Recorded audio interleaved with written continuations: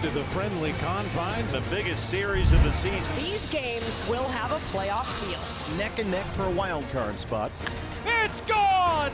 It's a grand slam for Lourdes Gurriel Jr. Lined, what a play by Ketel Marte. Belly bomb with the bases full. What a catch by Suzuki. The most important series of this season to date for the Diamondbacks. Got him! And the answer backs have answered back. And that's a winner. Boy, what a fun game this has been. And he caught it! Oh, yes, he did. Holy cow! What a finish. So this is quite an opportunity for the D-backs. Zach Gallen with a season-high dozen strikeouts. What a catch, Alec Thomas! Oh, wow! You got to feel good about where the Diamondbacks are coming into this. And we are just about set to go.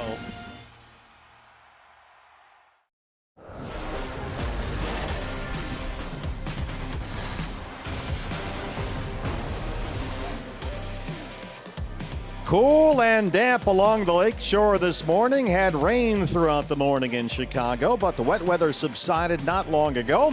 And we are all clear for baseball. Game 2 of this big 4-game series. The Diamondbacks and the Chicago Cubs, presented by Major League Baseball. Good morning from Wrigley Field. Welcome to D-backs Baseball. Steve and Bob here with you. This wet weather hasn't dampened the D-backs spirits. They got a win here last night to open up their biggest series of the season to date. And what a start to this series. The Diamondbacks offense really came to life last night, led by Tommy Pham, who spotted the D-backs to an early lead with his opposite field home run in the first. Right away, they put a run up on the board. Marte follows in the third with a 2-run shot. Then later on, Bob, it will do Pham one more time. One more time for Tommy Pham. Felt so good the first time, he thought he'd hit one in almost exactly the same place out there in right center. Well, fighting some elements here today. We're all clear, no rain in the forecast for this afternoon, but all the elements in play last night. The Jackrabbits on the move late in the ball game. Yeah, Alec Thomas in the 8th inning with a steal of second base. Corbin Carroll in the 9th inning is off and running. Ketel Marte takes the pitch to allow him to steal the base. Everything was clicking offensively for the D-backs last night, especially the top of the order. I hope to keep that running game going. Marlins beaten by the Dodgers. Diamondbacks a win in Chicago. They've launched themselves into a wild card spot for now. Don't stop now. You got the Cubs right in front of you, sneaking up on them. Just keep moving forward. The Cubs are only 2 back of the Brewers for the National League Central Division lead. That's what they're looking at right now. And they're being led by Cody Bellinger and Seiya Suzuki, the 2 hottest hitters in their lineup. Yeah, you can see what Bellinger's done in the month of July. You figured that Bellinger and Suzuki would be the 2 guys that swing the bat the best in this Cubs lineup last night, and they didn't disappoint the Cub fans. You see what Suzuki has done since August 9th, 27 games hitting over 360. Had this triple off the wall led to the first Cubs run. Diamondbacks got the win though last night, and they'll look to Zach Gallen to continue that momentum here today. This is the type of game you want your ace to be that ace, but the Diamondbacks have lost 7 of Gallen's 10 starts since the All-Star break. And really the last 2 have kind of been on Zach. The offense didn't always score for him. The defense didn't always make plays behind him, but his last 2 starts, 10 2/3 innings, he's given up 17 hits, 11 earned runs, and 4 home runs. So definitely have to improve upon those numbers to win today. Yeah, had a rough outing, gave up the 4 homers at Dodger Stadium. Baltimore knocked him around last weekend at Chase Field. He's up against Jameson Taillon here today, but they need Gallen to be Zach Gallen here to get this one. Yeah, no question about it, and that's why he is the ace of the staff. You know he's going to be better today. For Jameson Taillon, he's coming off a butt whipping at the hands of the Cincinnati Reds. Gave up 5 runs in 5 2/3, 3 home runs in that game. Nearly set to go. We'll take a quick break for now. Steele presents Star Power, and one star shining brightly here last night. What a major league debut it was for the 21-year-old shortstop Jordan Lawlar. More on that when we come back.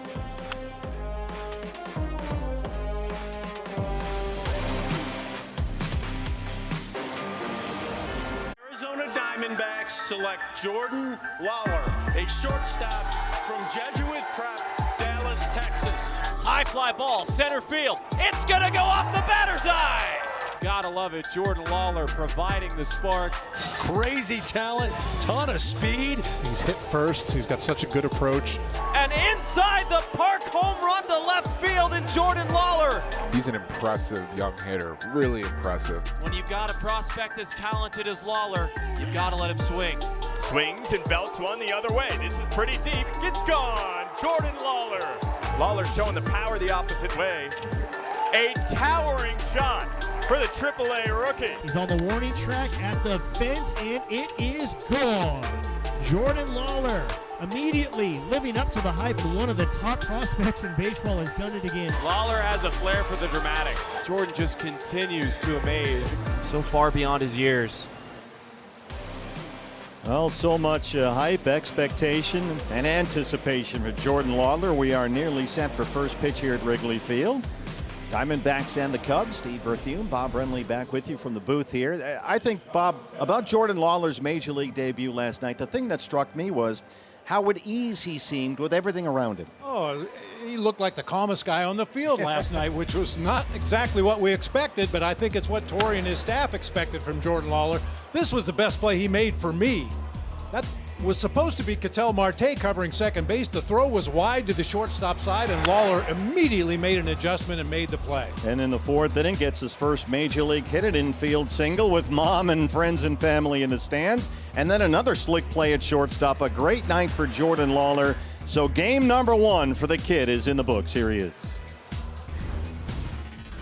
It's everything we play for. I always want to win, and this is a perfect environment for it. So, yeah, it's just perfect. And, yeah, anything we can do to get a win is the best. Sarah Merrifield and Jordan getting shelled by Corbin Carroll right there. Oh, you're on the Tommy fan bandwagon. Our talking stick picks to Cleveland. No question about it. Tommy Pham with a big night last night. He's 8 for 20 lifetime with 4 doubles against Jameson Taillon. So I'm going with Tommy Pham again. The hot hand. I'm going to go to the mound here. And we mentioned earlier, this is a game in which you look to Zach Gallen to be Zach Gallen. Diamondbacks have somehow lost 7 of Zach's 10 starts since the All-Star break. Looking for a bounce back. That's my talking stick pick to click. I think that's a good pick. Generally pretty safe. He's up against Jameson Taillon. We'll take one more break for now. First pitch is on the way. When we come back, we'll check in with Sarah Merrifield, talking to Brent Strom about Zach Gallen. That's coming up next. Is brought to you by Sanderson Ford. The best play on a new Ford is at Sanderson Ford, Arizona's largest Ford dealership. By Chaz Roberts, serving the Valley's heating, AC, and plumbing needs for over 80 years through 4 generations.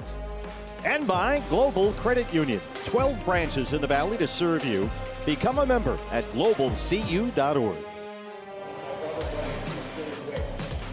A great win yesterday to give the D-backs some momentum going into Game 2. They snapped the Cubs' 4-game win streak, and these D-backs are looking to get on a streak of their own. The rain tarp is gone, and they're ready to get out here behind starter Zach Gallen today out there on the mound. Now, in Zach's last 2 starts through 10 and 2/3 innings pitched, he's tallied an unusual 17 hits and 11 runs. Now, pitching coach Brent Strom has no panic. He has full confidence in Zach, not just in what he's been working on in these last couple of games, but also the fact that this guy's an elite pitcher, and he is playing chess, not checkers. We've done a deep dive on some of his pitch usage and the results, and basically, to simply put, his curveball is a big pitch of his. It's well known around the league. It's one of the better pitches. He hasn't been landing the curveball as much as he has in the past, so he's relying on chases. And as teams become more familiar with him, I think that they recognize that, and they're not chasing the ball out of the strike zone. He's one of the top 5 pitchers in baseball in terms of his efficiency with his fastball, which has maintained a good semblance of numbers. But I think landing his curveball a few more to force them to start to chase the balls out of the zone. The ultimate pitch that you have as a pitcher is to make pitches look like strikes that become balls that create swings, and he just hasn't been getting that as he has in the past. So for Gallen today against guys like Bellinger and Suzuki, Strom has said as a whole, the group in the second half of the season, they haven't been winning the race to 3. And in short, that means throwing 2 of the first 3 pitches for strikes. He also added that whoever controls the count really controls the score. So for Gallen, he ranks 4th among MLB starters when ahead in the count. That means being able to go to his entire arsenal is huge. Now, that's the message on the mound. Win the race to 3. We'll see Gallen out there shortly with Steve, Bob, and first pitch on the other side of break. Backs baseball. Steve Berthiaume, Bob Brenly, Sarah Merrifield here with you. It rained throughout the morning here. The tarp only an hour ago was on the field, but we've got the all clear here. No rain in the forecast for the rest of the weekend. But still cool, damp, and overcast here for Game 2 of this 4-game set. Yeah, and this field drains extremely well. It's got the under-the-turf drainage system, but it took a lot of mist early this morning. We watched the grounds crew squeegee the water off of the tarp before they rolled it up, and there's quite a bit of water on the foul lines and behind home plate. And it's breezy here. The wind is swirling, so just about everything could be in play for this one after the D-backs win last night, coupled with a Marlins loss to the Dodgers, has lifted the Diamondbacks into third in that final National League wild card spot, but a little margin for error here trying to hang on to that spot. Yeah, I mean, the Cubs have had a good year, no question about it. We kind of ambushed them last night with that Tommy Pham home run in the first inning. It'd be advisable to jump ahead to an early lead again today as you get a look at the wild card standings. And you'll note here the Diamondbacks do have an opportunity right now to challenge the Cubs for that second wild card spot. They're 3 games behind Chicago for that position, with 3 more to play here this weekend, and then another 3 against the Cubs next weekend back home at Chase Field. Yeah, you never would have suspected that when we started the season, that this would be the team that we would have to beat to move up in the wild card standings, but it works out pretty well for the D-backs if they continue to play good baseball. Yeah, such is the nature of this wild card playoff system, but Diamondbacks playing pretty well as of late. They've won 16 of their last 25. And the offense is averaging roughly 5 runs per game over that span. Let's see what they can do today as we get a look at the starting lineup for Game 2 of this 4-game set presented by Global Credit Union. Well, we know Torrey likes to play with the lineup a little bit, but he didn't touch those top 3 because they combined for 6 hits, 6 RBIs, and 5 runs scored in the ball game last night. Hopefully more of the same here today. Cubs are wearing their City Connect Wrigleyville uniforms here this afternoon for this one, and they have the right-hander Jameson Taillon on the mound. His first season in Chicago, 7-9 in 25 starts. That ERA up over 5.5. Yeah, as I mentioned in the open, he's coming off a bad start against the Cincinnati Reds when he got banged around pretty good. His fly ball percentage is up this year. His ground ball percentage is down. He went 9 starts into the season before he picked up his first win. Let's get a look around the diamond now at Chicago defensively. That's brought to us by E.D. Marshall Jewelry. The catcher. Miguel Amaya doing the catching for the Cubs today. 28 stolen bases against him this year. Only 3 caught stealing. Look for the Jackrabbits to be busy today. Yeah, he's a rookie catcher back there. They started the season with Jan Gomes and Tucker Barnhart, couple of veterans, but they let Barnhart go, and Amaya has done a nice job. Bruce Dreckman is our plate umpire this afternoon, calling balls and strikes, and now we're set for baseball on an overcast and kind of a chilly afternoon here along the lakeshore on the north side of Chicago. And much like last night, the fans just slowly filing in. When the game started last night, there were quite a few empty seats in the stands here at Wrigley, but by the 3rd inning, this place was rocking. And there they are. Their sights set on the Brewers, 2 games ahead of them for the National League Central Division lead. Diamondbacks looking up at these Cubs for that second wild card spot. Bruce Dreckman is waiting for the all clear here, and now we're set to go at 1:20 local time of the afternoon.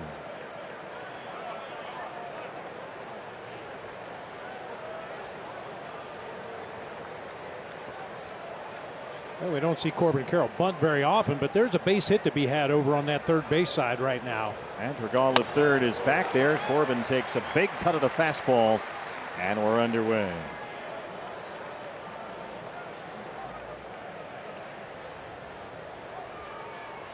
Definitely fall weather here this afternoon. Says 66 degrees. Yeah, the temperature is not really the most important thing when you play at Wrigley. It's the wind, and it's blowing straight in from center field. Good day to have your hot dog costume on, keep you warm. Fastball just off the edge. No, says Bruce Dreckman, and it's 2 balls and 1 strike on Corbin Carroll. Corbin, Torlovello insisted yesterday, was just fine after getting hit on the underside of his right wrist against the Rockies on Wednesday. Certainly looked just fine yesterday. Had a couple of hits, a stolen base, scored a run, all from the leadoff spot. Fastball upstairs, and it's 3 balls and 1 strike. Yeah, Taillon's arsenal, you'll see 3 different fastballs. Once again, a 4-seamer, a cutter, and a 2-seamer. He has a curveball and a slider and an occasional changeup. 3-1. Took a cut at that fastball down and away. And it's full 3-2.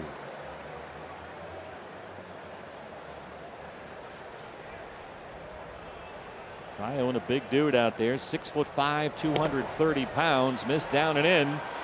And the Jackrabbits are aboard to start this one ahead of Ketel Marte. Yeah, love the way this one is starting. Good at bat by Corbin Carroll, eyeballing those borderline pitches and drawing a base on balls to get it started. Great to see Corbin when he's more patient up there too. And this guy as well. No doubt. Ketel on a hot streak at the plate at the most critical juncture of the year. Really swinging the bat well right now. He got a fastball right down the middle. He had to swing at that one. A location mistake there from Taillon, but he lived to tell the tale. Ketel last night walked, singled, homered, drove in 3 runs. He scored twice. He has opened up September with a 6-game hitting streak. Corbin Carroll inching off first. Holds for the moment. Ketel got another one over the plate, a cutter that time, and a 2-2. Carroll last night got stolen base number 42 on the year. He's only been caught 5 times. Jeimer Candelario getting the start at first for the Cubs today. After so many successful seasons in Detroit. Acquired from the Washington Nationals at the trade deadline. Candelario's at first. Bellinger's in center. Tauchman has DH duty today. 0-2 on Marte.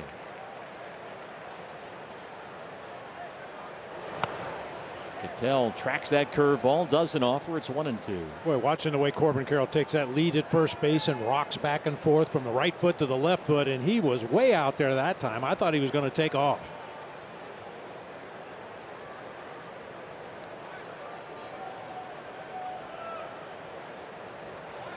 Long set by Taillon, and there's a disengagement. It always looks like he's about to go. That's yeah. You can never really tell. As you like to point out, some guys are casual. Other times guys are taking big leads. Corbin is always itching to pull the trigger on Oh, yeah. He's got happy feet down there. The 1-2. Corbin holds. Marte again doesn't offer the curveball, and he's back even 2 balls and 2 strikes. Tommy Pham, red hot this week on deck. He homered here twice last night. The 2-2 to Marte. Corbin dancing around. There he goes. Ketel lays off the throw from Amaya. Gets into center field, and Carroll gets into third. I love it. Pressure, pressure, pressure. Boy, it just changes the game. Amaya rushes his throw because of the huge jump that Corbin Carroll had. Flings it wide of the base out there. Nice effort by Nico Horner to get over there and knock that ball down, but just too late. So that's a stolen base, number 43, the E2, the error on the catcher Amaya on the throw, and Corbin is at third base, no outs, and a full count on Ketel Marte. The 3-2. Got him. He was determined to get him with that curveball and finally did. That's the first out. And it brings up Tommy Pham. Tommy Pham, the DH today, 6 RBIs in his last 2 games. He is our Casino, Arizona player to watch. Hit 2 home runs here last night. Boy, and lately he has been hitting the ball as hard as anybody in baseball. Just barreling up pitch after pitch. Well, with Pham's homer last night, Diamondbacks able to get a run right away in the top of the first. They can do that again right here with a base hit or a fly ball. This is one of those gimme RBI situations for me. Anything other than a ball hit right back to Taillon will score a run.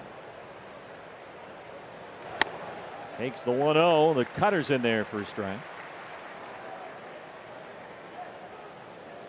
Tommy now with 15 home runs on the season. 5 have come with the Diamondbacks, including his 2 last night.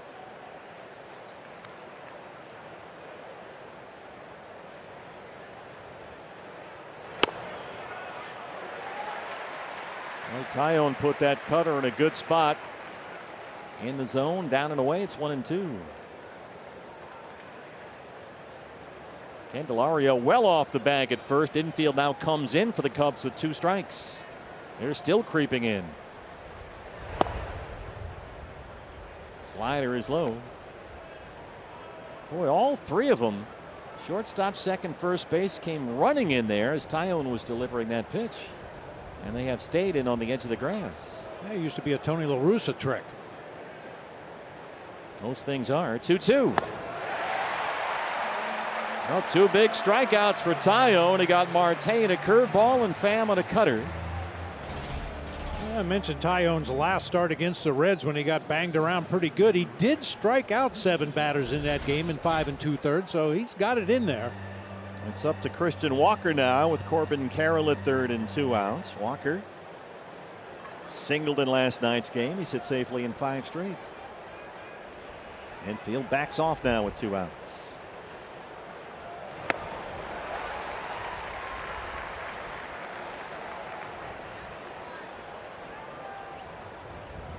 Tyone is answering the challenge here. Trying to strand Corbin Carroll at third.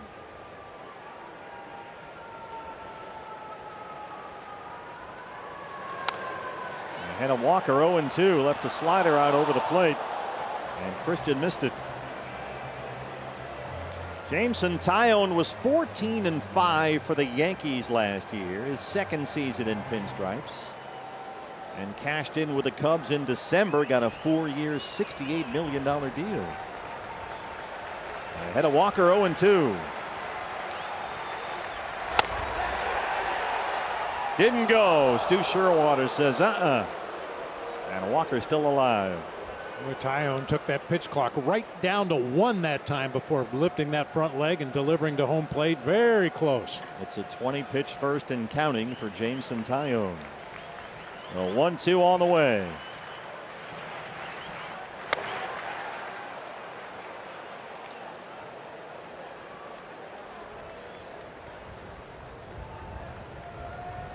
Alec Thomas waiting on deck for a chance. 2 outs, 2-2 on Walker.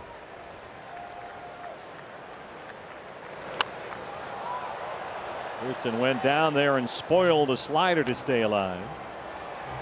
Tyone has pitched very well in spurts for the Cubs this year. He had a stretch over July and August, during which he went 5-0 in 6 starts and pitched to an ERA barely over 2. But things lately have reversed course. 0-3 in his last 5 outings.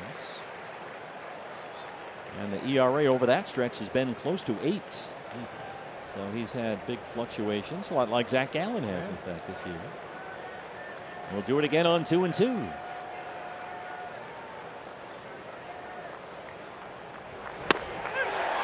Oh, Bruce Dreckman rings him up on a fastball that appeared to be well off the plate. And here is the discussion that follows. Ouch.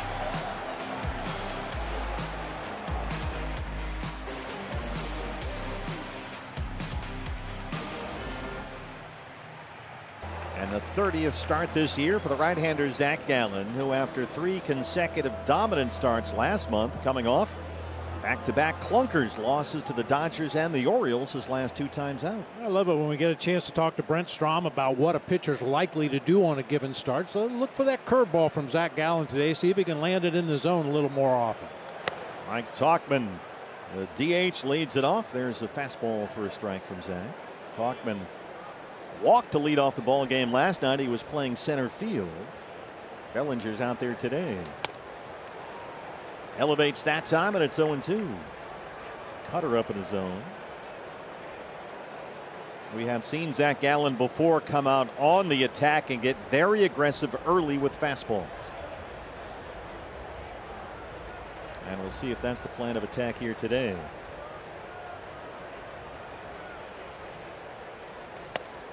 Another one upstairs.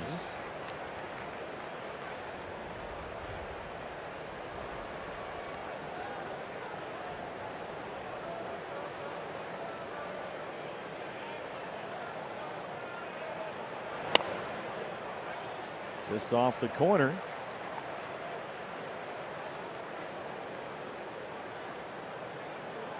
Talkman, a Chicago area native from Palatine, Illinois, Fremd High School.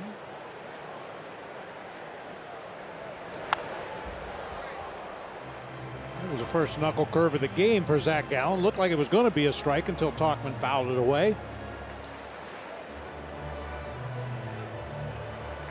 Diamondbacks have lost 7 of Gallen's 10 starts since the All-Star break.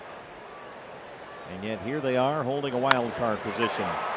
Backhanded by Lawler at short, and a nice scoop by Walker. The kid is at it again. He and Perdomo were virtually in the same spot that time. Yeah, it looked like either guy could have played the ball right there. Hit a little tweener. Perdomo gives way. Lawler makes the play. Nice pick over at first once again by Christian Walker. And I'll tell you that he looks smooth as silk at shortstop. Yeah, he sure does. Nico Horner. Don't forget about the Gold Glover on the other end of those plays. He's become spoiled by Christian Walker's defense. Horner having a very productive season, settling into second base with the Cubs. He singled, doubled, and scored a run last night. And has been steady down the stretch.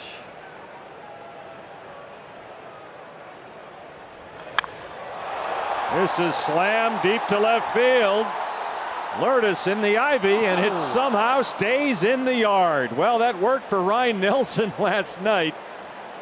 And everybody can exhale as we get a look at the Cubs lineup. Yeah, we're highlighting Nico Horner, as a matter of fact, today. Had a couple hits in the ball game last night. He leads the team in runs scored and stolen bases. Good looking young player. I tell you what, you pointed this out earlier. The wind is coming right in his face on that one. Oh, yeah. Otherwise, it's in the seats. Ian Happ. He walked and struck out twice last night, 0 for 3.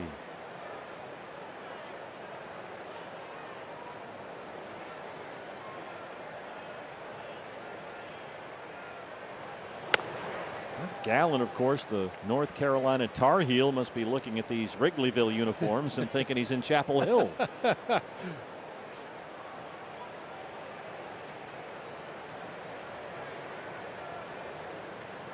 Gallen, of course, wears number 23 for Michael Jordan, who was a fellow Tar Heel. And you see the blue on Zach's goggles right there. That's a little touch of Carolina blue he likes to have with him in every start. And you can clearly see that pitch comm on the back of his glove right there. I couldn't quite hear, so Moreno will go out there. While we have a minute, let's get a look around the diamond, brought to us by E.D. Marshall Jewelers at the D-back defense. And we're going to highlight the guy that's been really impressive in a game and an inning so far, Jordan Lawler. He's just smooth as silk out there at shortstop. And relying heavily on Tony Perez-Chica to position him properly. Of course, I mentioned last night he's facing pitchers he's never seen before. He's also playing defense against guys he's never seen hit. Perdomo keeping him on course out there. Nice to have Geraldo alongside, who's been playing shortstop all year.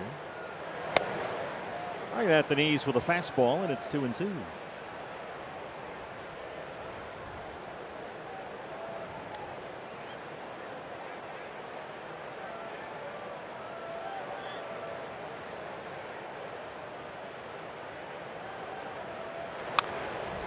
Good location right there. 95 right on that outside corner. Back to the cheat sheet. It's always a chess game for Zach Gallen. Among the most analytically minded pitchers in the game. Fastball up and away. Got a swing and a miss. And it's a 1-2-3 first. We are scoreless after one from Wrigley Field. Today, this is the wind direction here at Wrigley Field. You can see the bright red orange. That's more velocity on the wind. And that's right where Nico Horner hit that ball. It looked like it was headed halfway up the bleachers in left field, but the wind knocks it down 12 feet, and it lands in Lourdes Gurriel's glove rather than in the basket. See, that light blue color on the top is where it would have gone had the wind not been blowing in. You are the Tom Skilling of Diamondbacks baseball. That's a Chicago weatherman reference. And there is the wind blowing steadily in from center as Alek Thomas leads off the second against Jameson Tayo. Yeah, last night, Ryan Nelson, it seemed like he had about a dozen balls caught on the warning track. Last night, the Cubs had 6 fly ball outs recorded at least 350 feet. And now one more today with Nico Horner. Yes, he went. Malachi Moore says strike 2.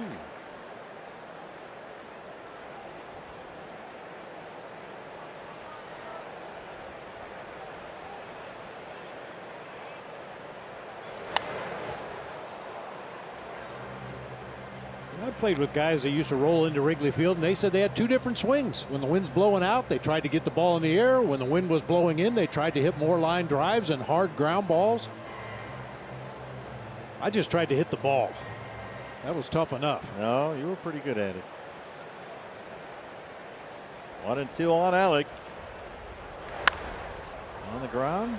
Warner scoots over there, gobbles it up. Let's go down to Sarah Merrifield. Well, guys, if you wanted to continue on that weather trend, Torrey did make some comments earlier about how that rain, it didn't actually affect anything they were going to do pregame. They were not planning on hitting on the field today. Maybe some of the ground ball work that they would have planned on doing, but weather permitting tomorrow, they'll have a regular day of work. And of course, with 3 consecutive day games, it always messes up the rhythm a little bit, but they're back to normal tomorrow. Yeah, the rhythm is going to get you, as someone once sang. But yeah, it definitely throws the body clock off for sure. Yeah, you talk to players. Some guys like the day games. They'd rather play all day games. Other guys would rather play all night games. Amaya's on it to swing and bunt off the bat of Gurriel, and they retire Lourdes for out number 2. But the reality of Major League Baseball is you're going to have to learn how to quickly make that adjustment. And don't forget, as Torrey well knows, they're in the middle of 17 consecutive days of baseball. So a late start here and there, it's certainly going to help the rest to keep these guys from wearing down. Game 142 of 162 here this afternoon. Gabriel Moreno.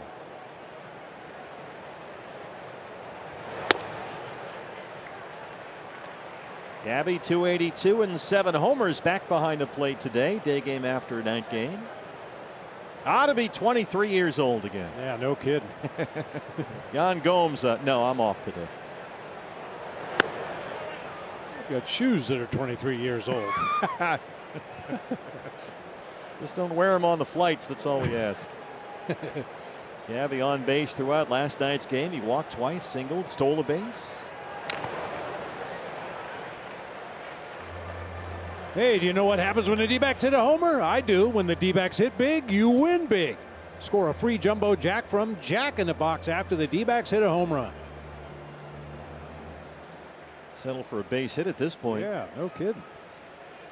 A cold start for the offense. Tyone firing fastballs in there, and he's got 4 strikeouts so far in 2 scoreless. Back from Chicago after this.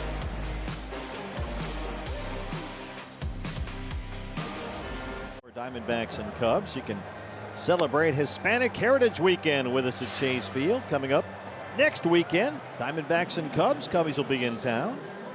Enjoy food, music, baseball all weekend long. Doesn't get any better than this. D-backs, Cubs, 3 big games coming up next weekend at Chase Field. Zach Gallen a 1-2-3 first, and now the slugger Cody Bellinger leads off the Chicago 4th.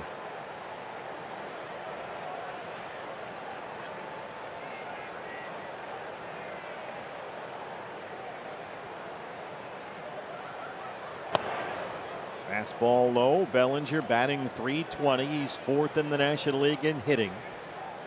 And one of only 5 players in the league with an OPS over 900.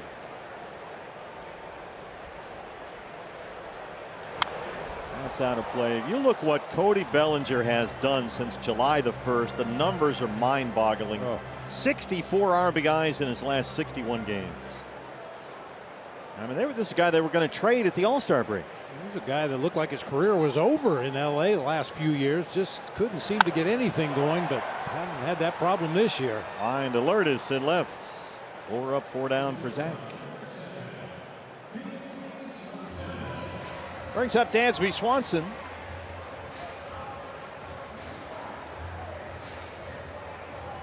It was a big night for Dansby last night. He didn't do a whole lot offensively, was 1 for 4, a single in the 9th inning, but he also got to catch the first pitch last night from his wife Mallory. Oh, yeah, she's a big soccer player. Yeah, soccer player. She plays professionally here in Chicago, and she also played for the U.S. women's team. Along the line in right for Corbin Carroll. Drifting over to the stands. Corbin can't quite get it. Boy, the wind got that, Bob. The wind is blowing out toward that right field foul pole. And that would have been an out if not for the wind. Yeah, we talk about how the wind affects potential home run balls, but it affects every ball hit up in the air. You can see Corbin, he thought he had a beat on that ball, and then there's the foul territory, all 6 inches of it. You could see the wind push that into the seats. Well, Gracie used to talk about it when he played here at Wrigley. Everybody chase everything when the wind's blowing like this. You've got to be heads up. So it's an 0-1 count on Swanson, who had an RBI single last night, 1 through 4.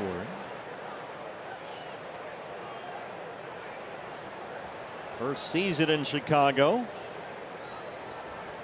Got a 7-year, $177 million free agent deal to lock down the shortstop spot here.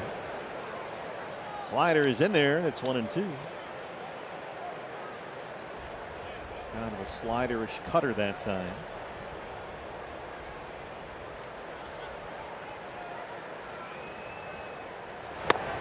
Swanson was an all-star for the 2nd straight season this year, but a left heel bruise prevented him from going to Seattle to play in the All-Star game, and so his spot on that National League team went to Geraldo Perdomo.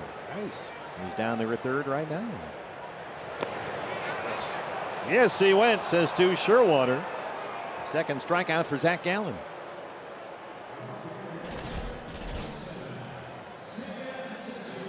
That's that curveball that Strami was talking about in the pregame show. Starts in the strike zone, goes out of the strike zone. That's the chase curveball. The one he's had trouble with is throwing it for a strike. Strami was saying that teams have seen enough of Zach Gallen now that they know that curveball is his chase pitch, and they've been laying off lately. Seiya Suzuki. A hot bat in this lineup, along with Bellinger. Tripled off the ivy in center field last night and scored a run.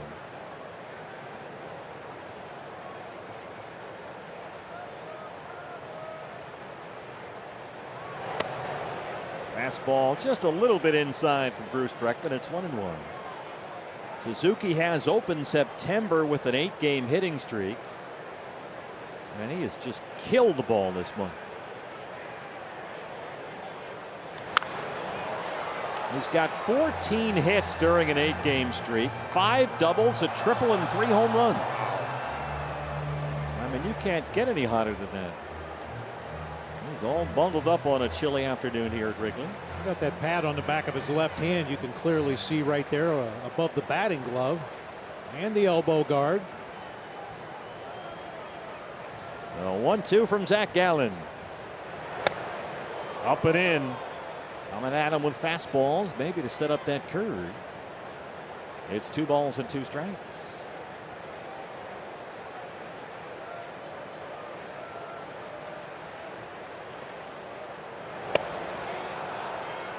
Yes, he went that time.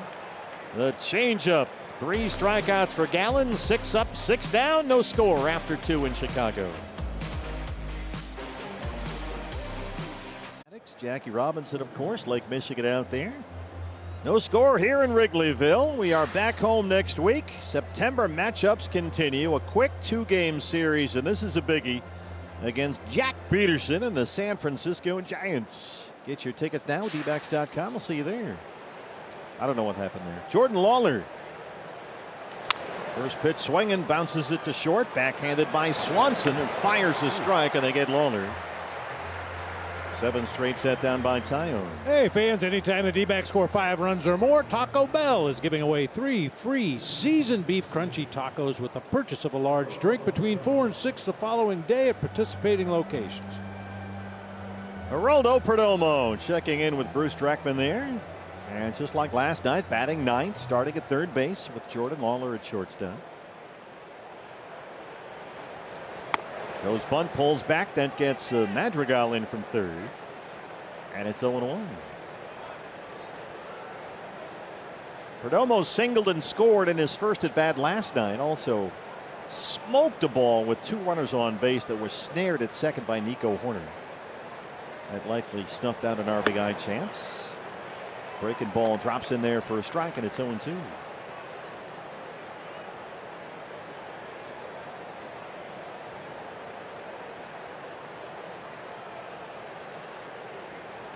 Don't know where Perdomo's going to fit in from here, but if you watch Jordan Lawler play the shortstop position, it's going to be tough to get him out of there.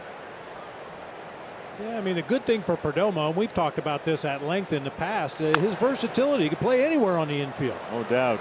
Swanson makes a nice play. He has been, according to some of the defensive metrics, Dansby Swanson, the best defensive player in baseball at any position. Well, it's hard to argue that if you see him play on a regular basis, just like that play right there. Not an easy one, a slow chopper, but got rid of it so quickly to get the out at first base. If you look at outs above average, he and Nico Horner, who's right next to him at second base, are tied for the major league lead. Corbin Carroll walked to lead off the ball game. Tyone, since that walk to Carroll, has set down all 8 he's faced. He's got 4 strikeouts.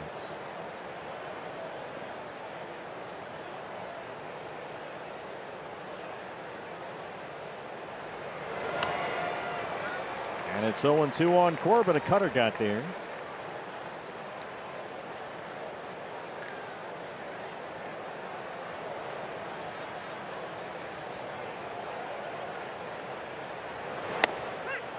Drop the curveball on the corner. Tyone is locked in. 9 straight retired, 5 strikeouts.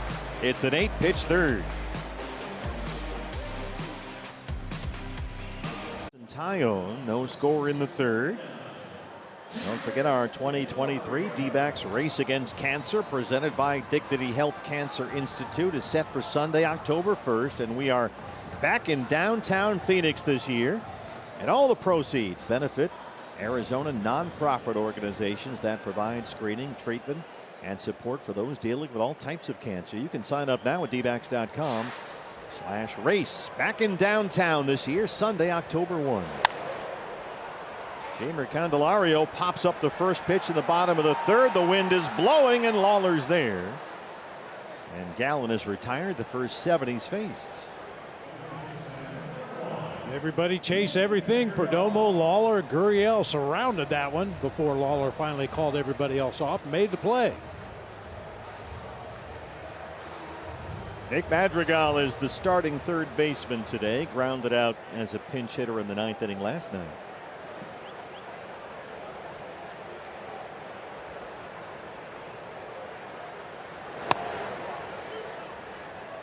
Cutter missed the corner, 1-0.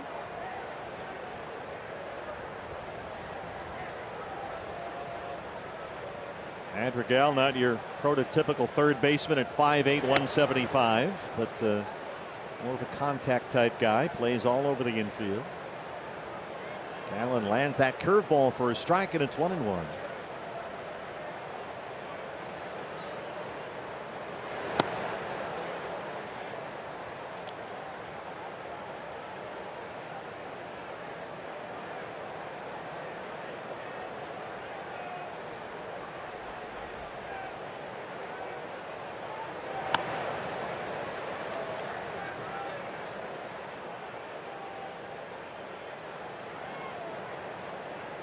Well, I like that cutter right there on the inside corner. Most guys throw their cutter away to a right-handed hitter, try to get him to chase a pitch out of the zone.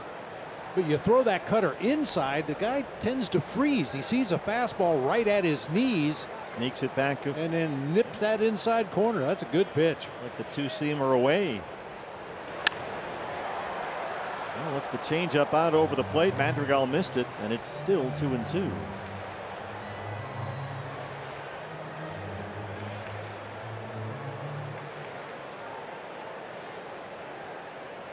Miguel Amaya, the catcher, on deck. Right on the corner with a fastball. Ring him up and sit him down. That's 4 strikeouts for Gallen. Let's go down to Sarah. Well, when I talked to manager Torey Lovello before the game, you know, the things he wanted to harp on, fastball command and getting ahead in the counts for Gallen. He's going to have those moments, as we talked about in the pregame show, where he isn't perfect, and those human nature qualities to strive for perfection every day are going to happen to a pitcher. But landing the secondary stuff and working on his fastball with that same aggressive mentality is what Torey wants to see today. Thank you, Sarah. Here's Miguel Amaya. Zach, as we know, is always kind of a self-imposed work in progress. That's a good way to put it. He's never content. No. He could throw a no-hitter and still pick some things that he could have done better. Well, he has said recently that he has definitely tinkered more this year, Zach Gallen, from start to start. He's not looked to change mechanics per se. It's nothing major like that, but he has been trying to find that feel that he's always looking for. And anytime Zach talks about pitching, that is the word that is at the forefront. Feel. He's always talking about feel. How does it feel? I think he needs like a pitching psychiatrist. Zach, how do you feel about that? He's got a couch in his locker.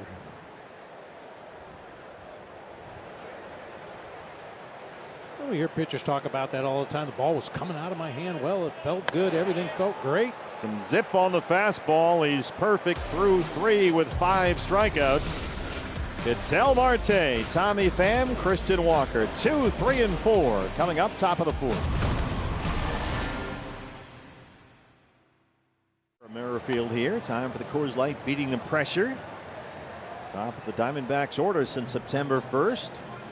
In terms of getting it done, they've been getting it done. And 994 OPS, third best in baseball. That'll work. And the top 3 last night were really involved. 6 hits, 6 runs driven in, scored 5 times. It's been a very different story here so far. Each pitcher, Zach Gallen and Jameson Taillon, has worked 3 scoreless innings without giving up a hit. Each pitcher has 5 strikeouts. Marte struck out his first time up. Curveball missed there, and it's 1-0. These are outstanding pitching conditions today. We've got 2 very good pitchers going head to head. The wind is blowing in. Dark, overcast, a little chilly here. Definitely feels like a fall day. Marte up the middle. Swanson is right there. And that's 10 consecutive set down by Jameson Taillon. Hit it well. Unfortunately, Swanson positioned well right up the middle of the field. As far over toward the first base side of that bag as he could possibly get. And Ketel hit it right at him. Well, Tommy Pham's just going to have to hit a couple more home runs. Yeah, let's go. Last night. A strikeout victim his first time. A little low on that one. Bruce Dreckman gives it to him. The cutter is strike 1. Last night, Tommy homered twice, drove in 3 runs. Coming off a 3-hit game Wednesday in the win over the Rockies. Out of play, and it's 0-2. As Torrey was saying last night, it always sets a good tone when the veterans do their job, and that has certainly been the case with Tommy Pham. Yep. Tommy and Ketel setting that offensive tone early in the game last night.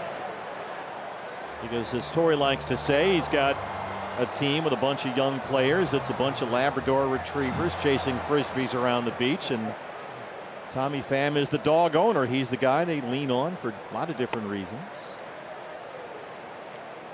Well, Tommy Pham has a lighter side that he'll show from time to time in the clubhouse with his teammates, but man, when they play that national anthem, it's time to get to work. He's always ready to answer the bell. 2 homers for Tommy last night. 1 in the first, the other in the 8th. He drove in 3. Well, the impressive thing, that was a fastball up and in, and he still got the barrel on it. That one was on the inner third of the plate and up a little bit.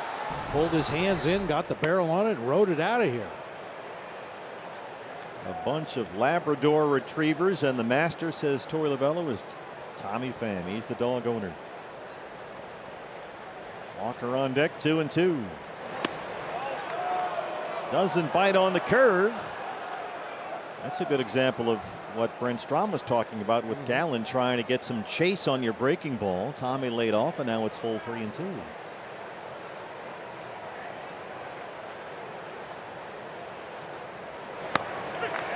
Right there, put it in a good spot, a good pitcher's pitch, the cutter. 6 strikeouts for Taillon. Yeah, we talked about it with Zach Gallen on the previous half inning. That cutter inside. That one it ended up out over the plate a little bit, but he started it near the inside corner and just froze Tommy that time. Boy, Tyone issued a leadoff walk to Corbin Carroll, and he has been lights out ever since. Walker struck out looking to win the first on a borderline pitch, we'll call it. Change up here for Christian Walker. He called his timeout before the first pitch. Tyone seems to be in a real good rhythm out there, just trying to throw him off a little bit. That's in play. And Walker's out, 2 unassisted. 12 consecutive set down by Tyone. An uneventful top of the fourth, and we are still scoreless. And Zach Gallen, still no hits at Wrigley Field, sent for the bottom of the fourth inning. You can get updates right from the Diamondbacks when you become a D-backs insider. Sign up for emails at dbacks.com/insider. You'll get exclusive alerts about postseason ticket pre-sales, specials, upcoming promotions and events. dbacks.com/insider. Well, Zach Gallen, perfect through 3 with 5 strikeouts. Mike Tauchman, the DH, the leadoff hitter, leads off the fourth.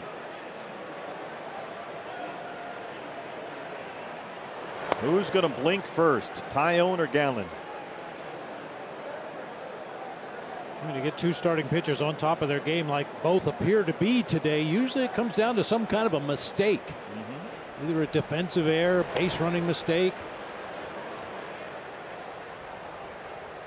Curveball got away from Zach that time, and it's 2-0 on Tauchman, who grounded out to lead off the ball game.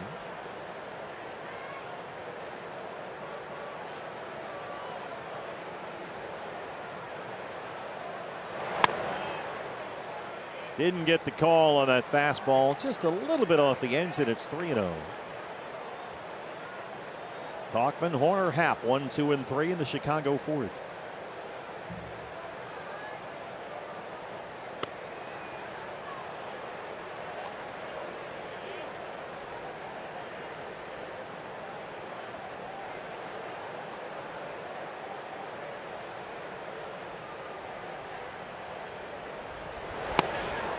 Fastball by him, and it's full, 3-2. Gallen back in the count.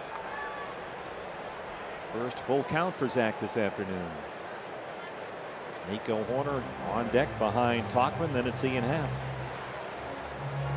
I like that star in the middle of the Cubs C on the City Connects. That's the Chicago star on the city flag. Yep, kind of cool.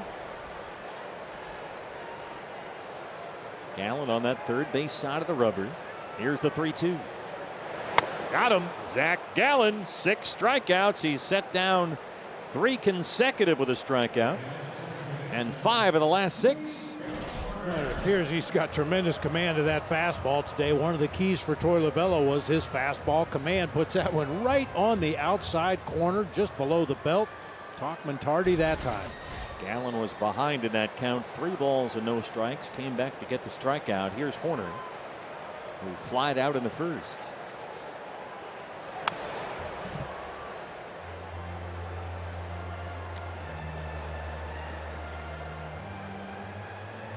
Horner had a couple of hits last night. He singled and doubled. He's been pretty consistent, hitting .305 last 15 games. That got him, says Bruce Dreckman. That's the first Chicago base runner hit by a fastball from Gallen. Once again, might have hit a thread that time. Tried to go back-to-back fastballs in. You see Gabby wants it up. The pitch runs into Horner. And man, just barely grazed that right forearm. Troy Lavello waves it off. No challenge from the Diamondback dugout. So Horner aboard with 1 out for Ian Happ, who struck out to win the first.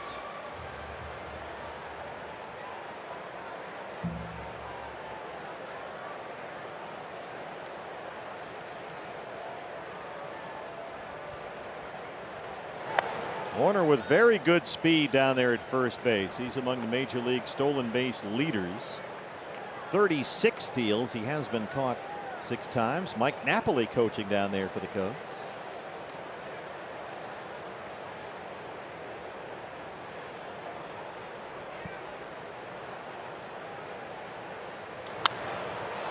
Happ pops it up. It's in the wind.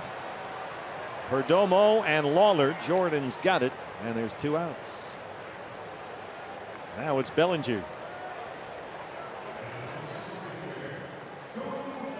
Bellinger lined out to left in his first at bat today. He singled his last time up last night, so he's kept his hitting streak alive now with 9 straight. He's got 4 homers over that 9-game hit streak.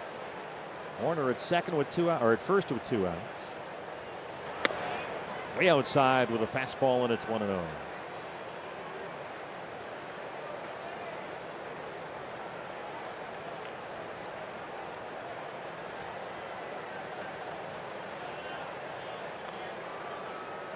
Speculation when the Cubs were middling around 500 earlier this year that they would trade Cody Bellinger at the deadline. Set to hit free agents if he wants, but he has caught fire and now leads the Cubs into the postseason. Turns on that one and blasts it into the seats foul. Ooh. Boy, Horner got a big secondary lead down there. Looked like he was going to go, but then stopped. It almost looked like one of those Dave McKay specials, and well, wait a minute, that's too big of a jump. I better stop. He was way off that bag at first. Now known as a Mike Napoli special. He's still dancing around over there. Fastball away, 2 balls and 1 strike. Mike Napoli wasn't exactly a stolen base specialist in his career. 39 steals in a 12-year career. Not the first guy you'd think of for a first base coach's job, but boy, he can motivate you with the stick.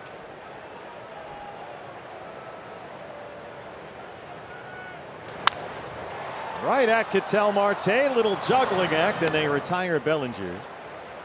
And it's 4 scoreless for Zach Gallen. Alec Thomas, the Mount Carmel High School native, leads off the top of the 5th. On top of his game today, just like Zach Gallen, he dropped that curveball in there. He's been able to spot his fastball extremely well.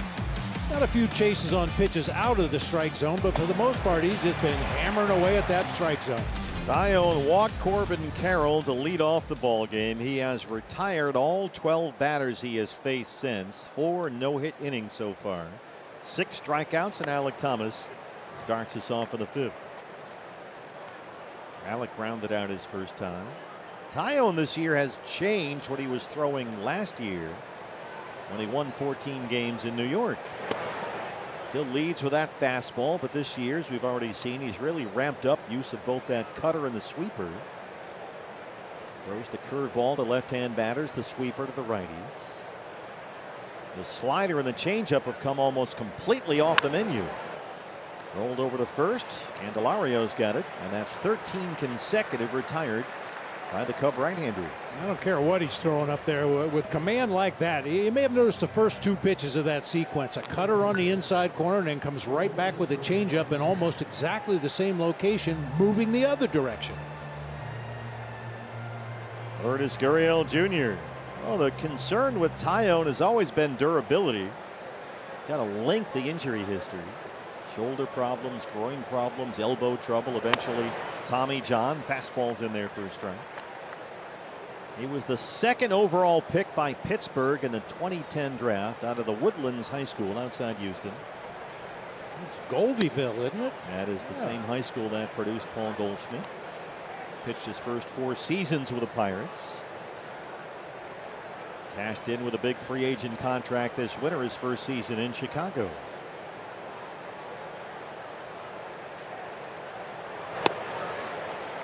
Taillon has actually missed 3 full seasons because of 2 Tommy John surgeries, 2014, 2015, and 2020.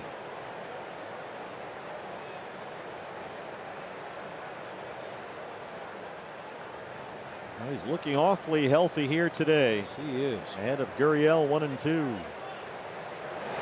And Lourdes offered 7 strikeouts for Taillon. 2 outs in the 5th.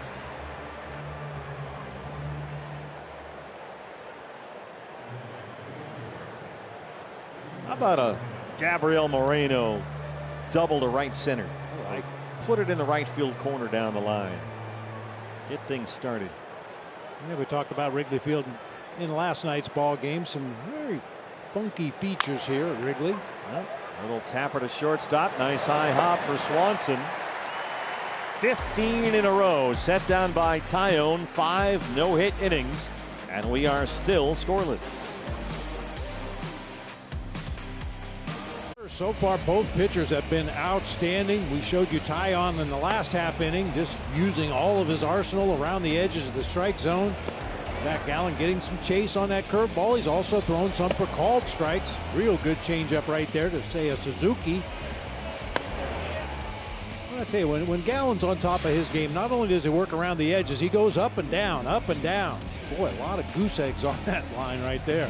Tyone walked the leadoff man and has set down 15 consecutive since. Gallen grazed Nico Horner with a pitch, a hit batter in the 4th. And those have been the only 2 base runners in this ball game for either side, as Dansby Swanson leads off the Chicago 5th against Zach Gallen.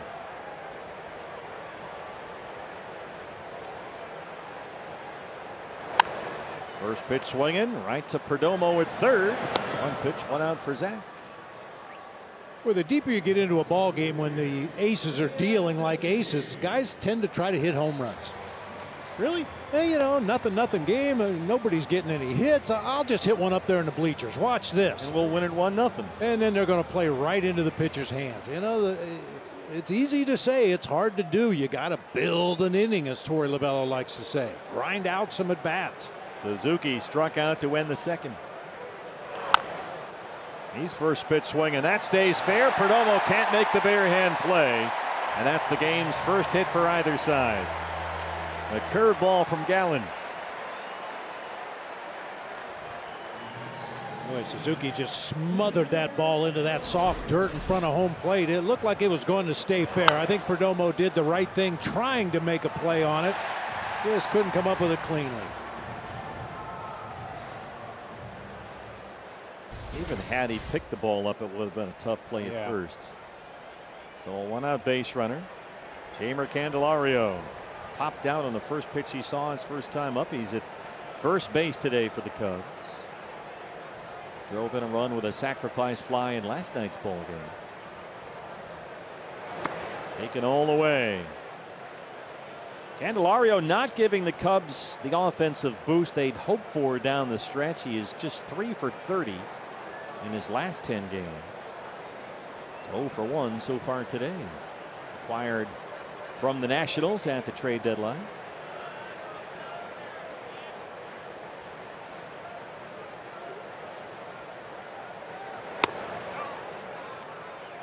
Low with a fastball, and it's 2-0.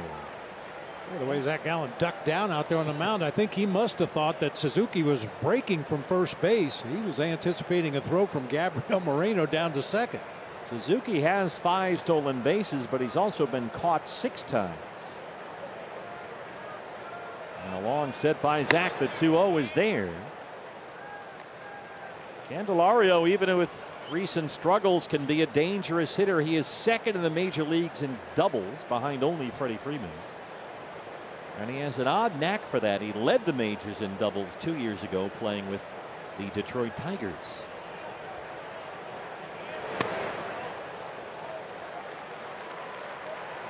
Pretty good cutter right there, and Bruce Dreckman says no, it's ball 3. Boy, Zach put that in a good spot. Gallen has struck out 6. He's hit a batter. He's not walked anyone. A 3-1 on the way.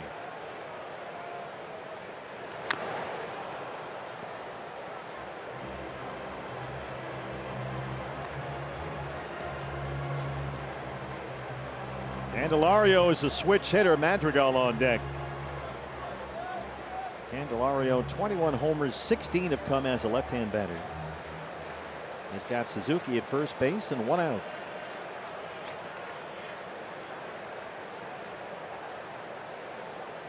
The 3-2 from Zach Gallen. Suzuki got a jump. Called strike 3. Got him! The strike him out, throw him out. Gets the Diamondbacks out of the 5th inning. He got Candelario on strike 3, and Moreno throws out Suzuki. It turns into an 8-pitch 5th inning for Gallen, and we are still scoreless in Chicago. Zach Gallen, who has worked 5 scoreless innings in a pitcher's duel with Jameson Taillon. You might be watching this on MLB.tv. You can stream all Diamondbacks games live in market. No blackouts. Those days are over. Start a 7-day free trial today. D-backs baseball on MLB.tv. Jordan Lawler leads off the top of the 6th against Jameson Taillon. He takes a big cut of the cut fastball for strike 1. Jordan grounded out his first time up.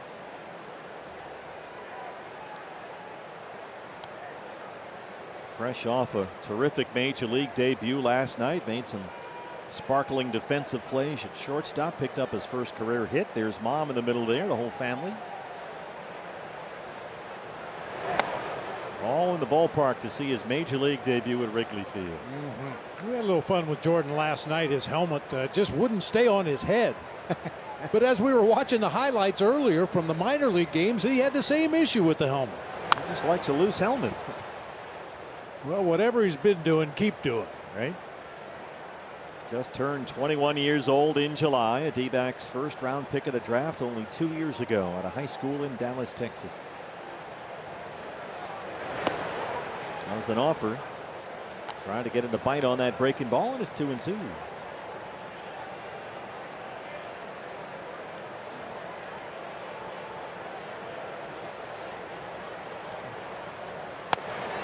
Got him on an elevated fastball. That's 8 strikeouts for Taillon, who has set down 16 consecutive Diamondbacks.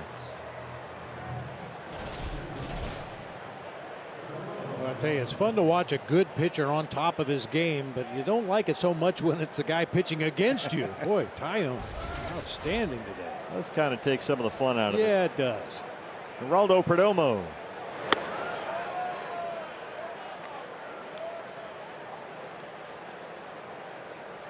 Diamondbacks are still looking for their first base hit with 1 out in the 6th. Curveball a little low. Taillon now at 70 pitches in the ball game.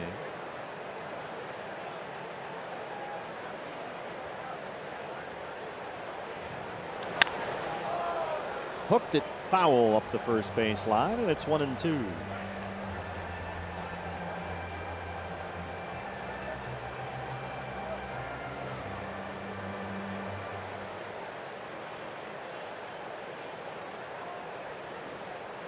Perdomo takes his time. Diamondbacks got a win last night. Marlins lost at home to the Dodgers. That has lifted the D-backs into that 3rd and final National League wild card spot.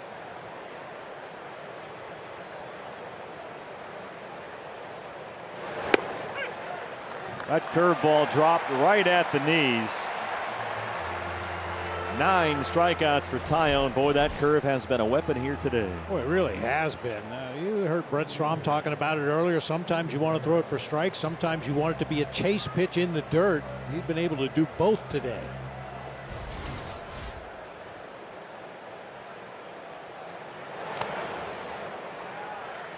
He's coming off an 8-pitch 5th. 2 outs in the 6th. And it's Corbin Carroll who has walked and struck out.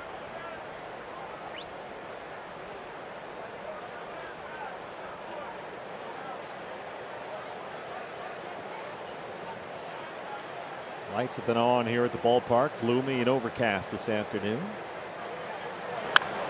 There's the first Diamondback base hit. A 2-out single in the 6th by who else but Corbin Carroll. On board ahead of Ketel Marte. Boy, waited on that pitch nicely. Let it get deep into the hitting zone. Spank it the other way. That's another curveball right at the bottom of the zone. Nice swing by Corbin Carroll that time. We'll see if that breaks up Taillon's rhythm. Marte has struck out and grounded out. He's 0 for 2.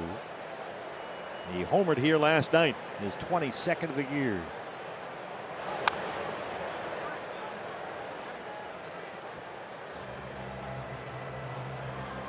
Diamondbacks have an opportunity to chase the Cubs for that 2nd wild card spot. Of course, counting today, 3 more to go here at Wrigley, and then 3 next weekend at Chase against the Cubs.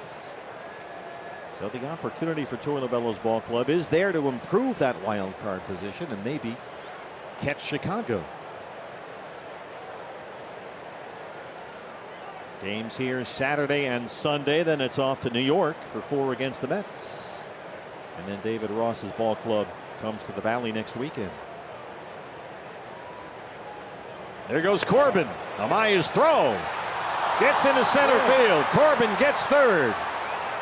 That happened back in the first inning. Corbin Carroll stole second, went to third on a throwing error by the catcher. And history may have repeated itself right here. Sure looked like it. He had a great jump once again over there at first base. Amaya once again tries to rush his throw.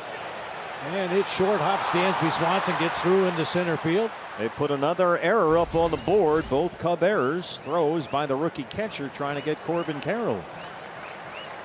And Marte can drive in the game's first run from third. He's down 0-2. Lays off the high heater.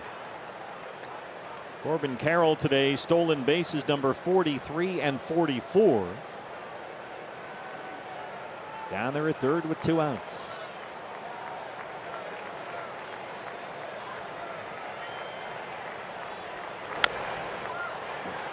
Bounced up the line, stays fair, easy play for Candelario. And Tyone strands another runner at third base, and we are still without a run in Chicago. 1 hit, scoreless in the 6th. The pitcher's duel at Wrigley Field. Don't forget, Guy Fieri's downtown Phoenix Kitchen and Bar is open inside the Caesar Sportsbook at Chase Field. And you can check out upcoming events, hours, and the full menu at dbacks.com/guy. We'll see you down there at the next homestand. Nick Madrigal, the start at third base, leads off the Cubs 6th. He struck out back in the 3rd. Very encouraging start for this one for Zach Gallen. Got on a roll there late in August, beat the Padres twice, then the Rangers in 3 consecutive starts, and gave up a total of only 2 earned runs in those 3 games. Ooh.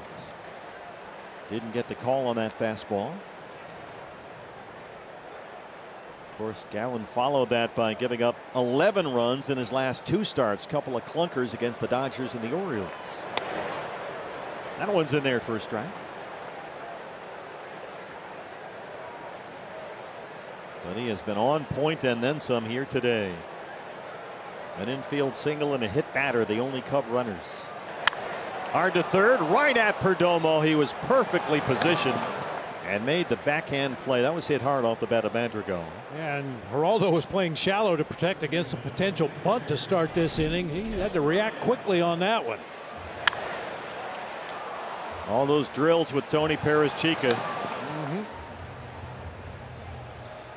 You see that little hop there. You can see Jordan Lawler in the background did the same thing. That's what most infielders will do, so they're ready to move either direction, in or back, whatever they have to do.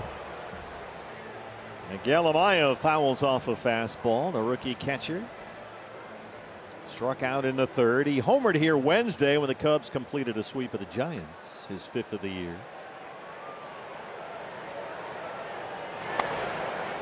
And Zach just dropped that curveball in for a strike.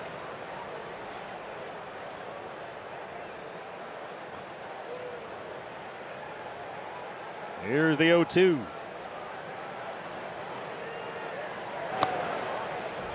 Doubled up on that curve, kept it down that time. Amaya has been a catching prospect in the Cubs system the last several years. 44 games for Chicago this year. His first big league experience. Is 24 years old.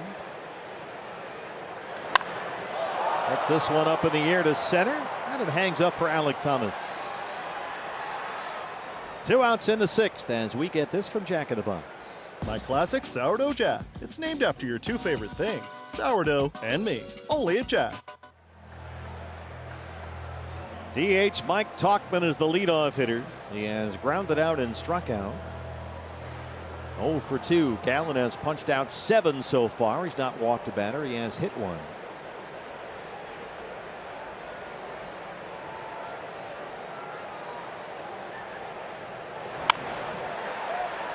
Lawler is there.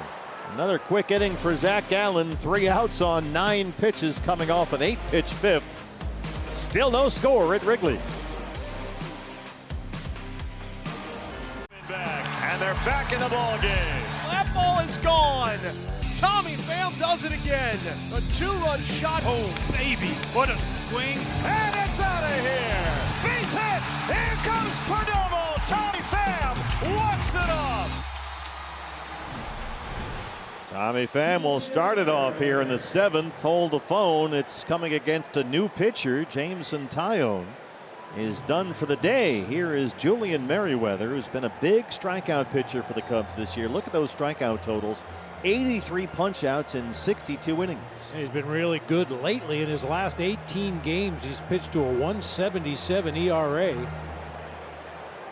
Last 3 seasons with the Toronto Blue Jays. His first year with the Cubs, picked up off waivers back in January. And there's strike 1 to Tommy Pham, who was punched out twice against Taillon. We'll try to see if there was an injury with Jameson Taillon. The pitch count was well under control, and he had dominated through 6. So an interesting turn here.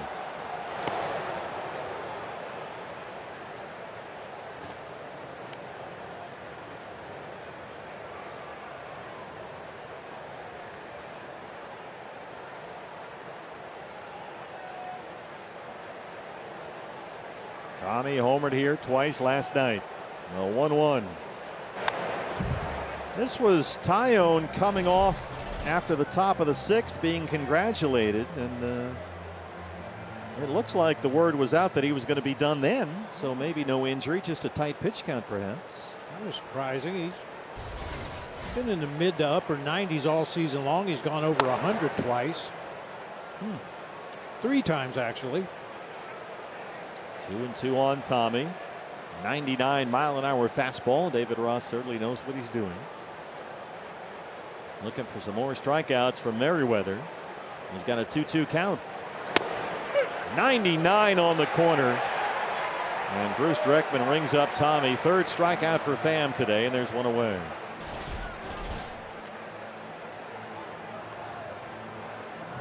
Good pitcher's pitch, but maybe one of the red seams caught the edge of the black. I had an umpire tell me that one time. Doug Harvey. We used to call him God. Oh, yeah, sure. Doug Harvey called me out on strikes in a spring training game in Yuma, Arizona. And I said, Doug, are you sure? He says, yes, young man. One of the red seams caught the edge of the black. He would know. Yep. Try telling that to Christian Walker one time. Yeah. See how that conversation goes. How do you argue that? You saw that? Christian 0 for 2. Well, just watching Merriweather fire 99-mile-an-hour fastballs up there. He was once traded from Cleveland to Toronto as a player to be named to complete an earlier deal for Josh Donaldson, and then was let go by the Blue Jays in January. Cubs picked him up, and here he is striking out everybody. Boy, they got a snap-dragon slider at 88 to go along with that high-velocity fastball. 31-year-old right-hander out of Oklahoma Baptist University. 1-2 on Walker.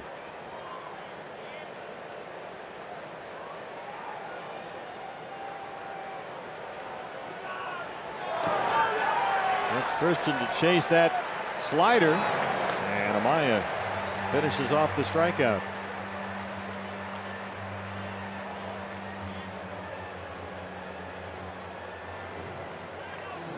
Well, some guys, I guess, are just late bloomers. Yeah, it happens. Merriweather, 26 appearances for Toronto last year. He's in full bloom today, that's for sure. He sure is. Alec Thomas has grounded out twice. 100 miles an hour for a strike. Each team has only 1 hit. Seiya Suzuki a single in the 5th. Corbin Carroll a single in the 6th. And that has been all the offense.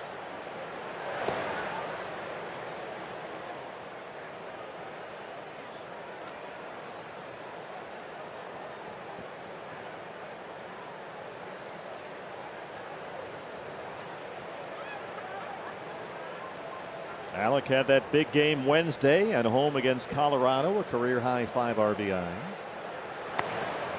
Just trying to get a base runner here at this rate. Hard slider. 1 ball and 2 strikes. Well, it would only be fitting after watching Tyone's performance that Merriweather comes on and strikes out the side. The way things have been going today, and he's got 3 straight punch outs. It's been it's been something.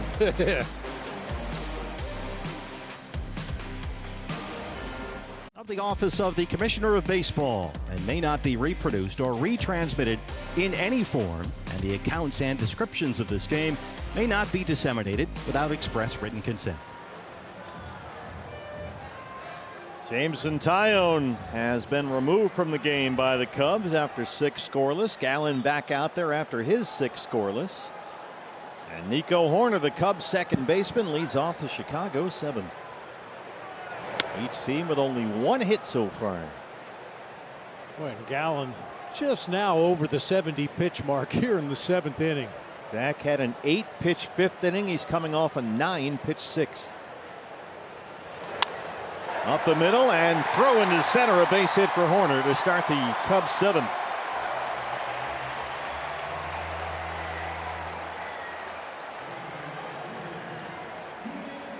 Nico Horner can be a real pest. He's a guy coming into this series. A lot of people probably didn't know who Nico Horner was, but he's been on base twice in this game. The single up the middle just out of Jordan Lawler's reach. And as we mentioned before, he's a stolen base threat. 36 steals on the year. He's been caught 6 times. On board to start the inning ahead of Ian Happ, who is 0 for 2.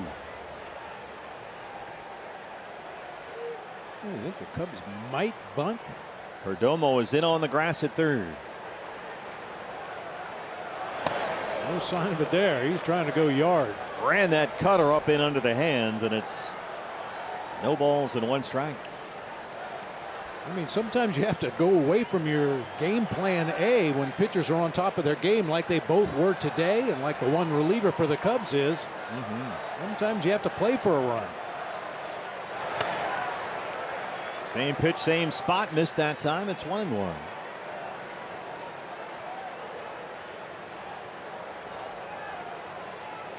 Overcast, cool, rained all morning. Tarpa's on the field an hour before the game. No rain in the forecast this afternoon, but still pretty gloomy here. There's a chill in the air and a breeze swirling around the ballpark.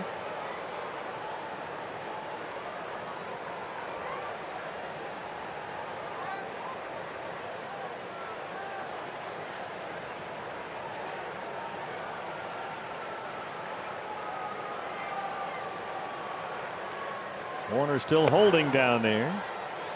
Fastball is low. Ian Happ. Very patient hitter up there. Only 3 players in the major leagues have drawn more walks this year than Happ. And he's ahead in the count, 2-1.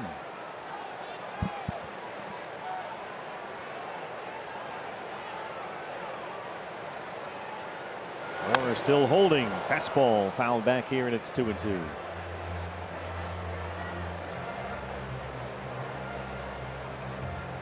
Ian Happ has 14 RBIs in his last 15 games. He's hitting over 300 in that span after a bit of a dry summer. Has picked up the offensive pace as of late. Warner dancing around over at first. Still holding. Right there with a fastball. Gallen rings him up. And that's 8 strikeouts for Zach. I think that's a case where Zach has so many pitches at his disposal out there on the mound. You get a hitter thinking in a 2-strike count. A curveball, changeup, cutter, sinker, and you just end up freezing on a pitch in the strike zone. Is this the big at bat right here? Bellinger is 0 for 2. Riding a current 9-game hitting streak. Walker's got it. Little bobble. They get 1 as somehow Lawler gets a foot on the bag. That throw almost went into left field. 2 outs. Bellinger at first. Real nice adjustment once again by Jordan Lawler. We talked about his actions on the field last night. Christian bobbled a little bit. Throw is to the outfield side. Look at Jordan Lawler stretching out, avoiding the runner at the same time. Get that speedy Nico Horner off the bases. He has been very, very nimble around that bag. That's a good way to put it. Nimble. I like that. Dansby Swanson.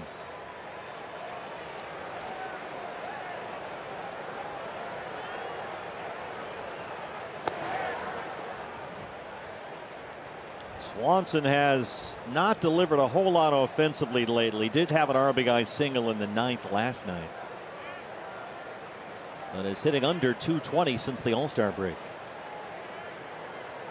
He's got Bellinger at first base and 2 outs. Gallen at 80 pitches.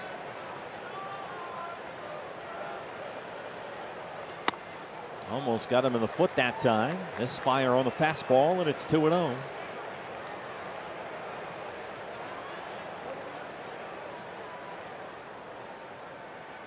Cubs bullpen has been busy. Jose Cuas got that fastball in there. 2 balls and 1 strike on Dansby Swanson.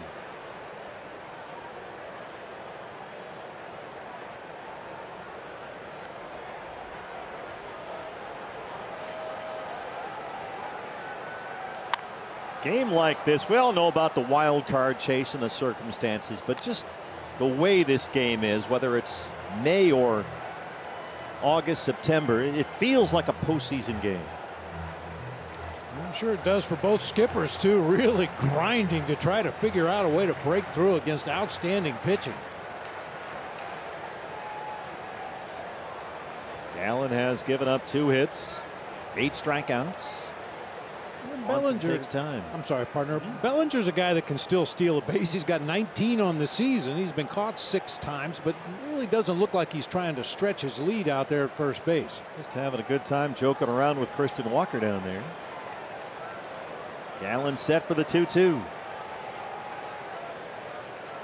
Bellinger still holding. Low fastball, and it's strike 3. 2 big called strikes for Zach Gallen.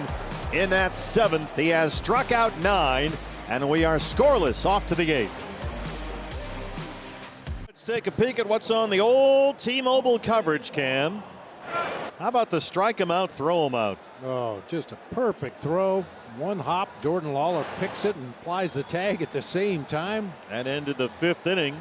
Gabriel Moreno with a strike him out, throw him out. Zach Gallen, 9 strikeouts through 7 scoreless innings. He has given up only 2 hits. Diamondbacks have only 1 hit against Cub pitchers, and here's their 3rd of the day. This is the right-hander Jose Cuas, who has pitched pretty well this year. His 61st appearance. He's worked scoreless baseball in 14 of his last 15 outings. And Lourdes Gurriel Jr. gets first look.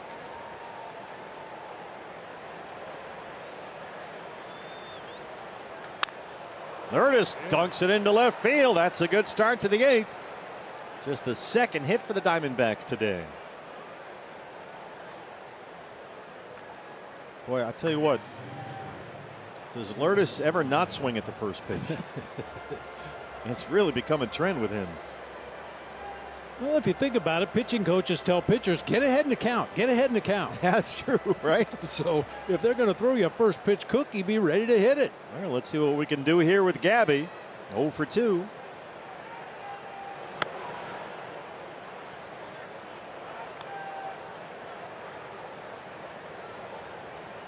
Moreno has struck out, grounded out.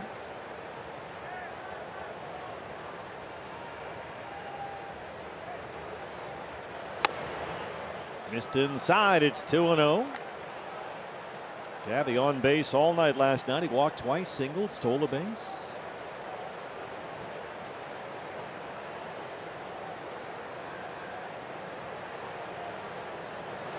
Cuas certainly gives you a lot to deal with that delivery. Yeah, he does.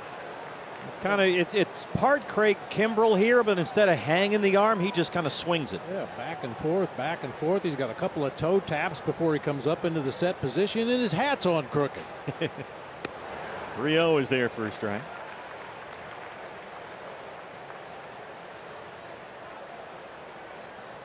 Let's see if Gabby gets something to drive here on 3-1.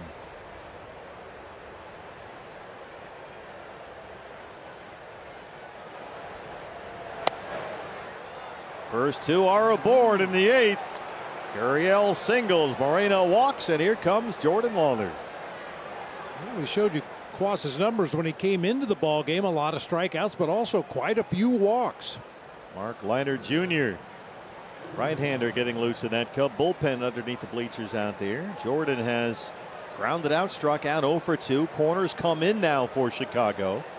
Madrigal at third, Candelario at first. Well, if indeed he bunts, it's got to go to the third base side. Squares up, pulls back, takes a strike, and it's 0-1. Why third base side? Candelario is halfway to home plate before the ball's even delivered. Put it on Nick Madrigal to make the decision whether he needs to field the ball or Quas can get off the mound and field the ball. Madrigal's got to stay near that bag, within spitting distance at least. Here comes Candelario. Lawler bunts it. Nice. Oh, foul ball. Bruce Streckman waves it off. That's too bad. Well, I had the right idea, thinking right there along with you there, Skipper.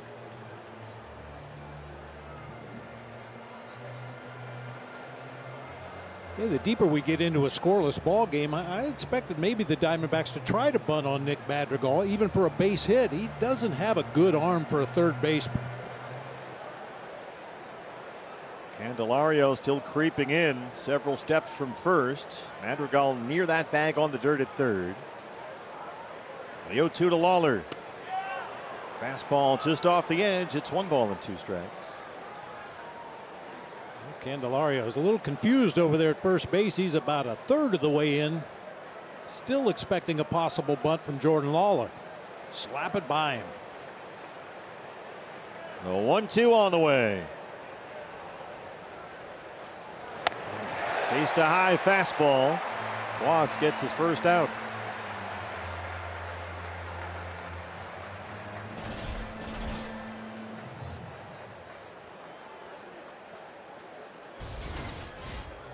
Well, Quas has faced his requisite 3 batters.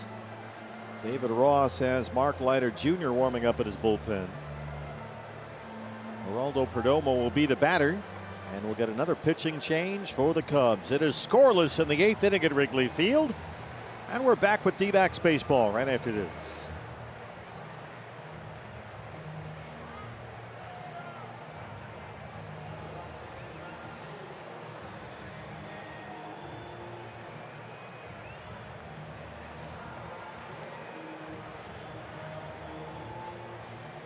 Wrigley Field. Lourdes Gurriel Jr. at second. Gabriel Moreno's at first. There's 1 out.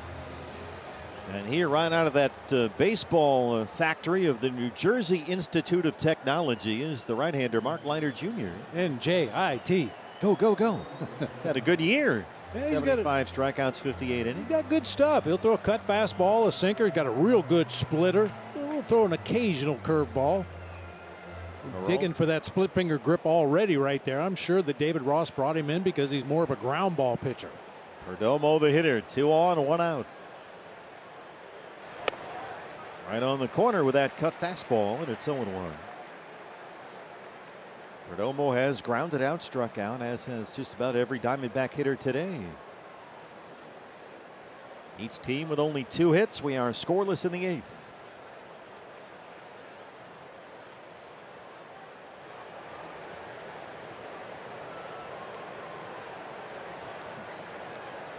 Mark Wegner signaling 1 disengagement right there. Second base umpire.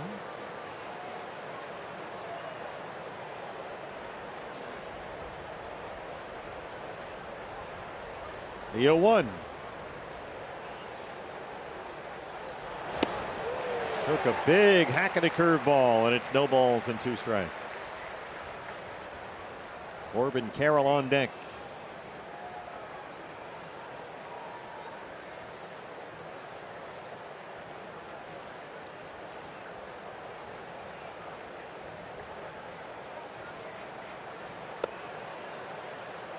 Tried the split that time. Boy, he does start with that grip, doesn't he? Those fingers spread wide on that ball. Really digs it in there. I mean, most guys just split your fingers a little bit.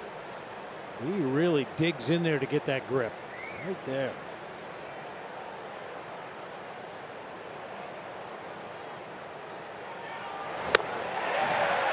Threw a splitter right there. Got Perdomo to swing and miss. 2 outs in the 8th.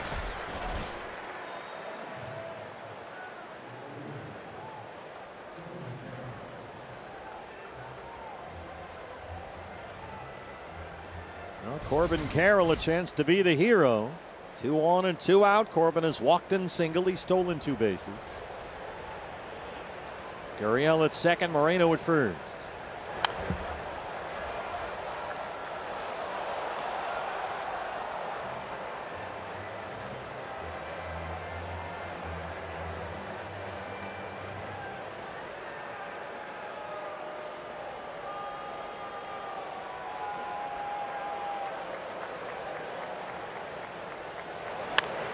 That one wants to get down. Suzuki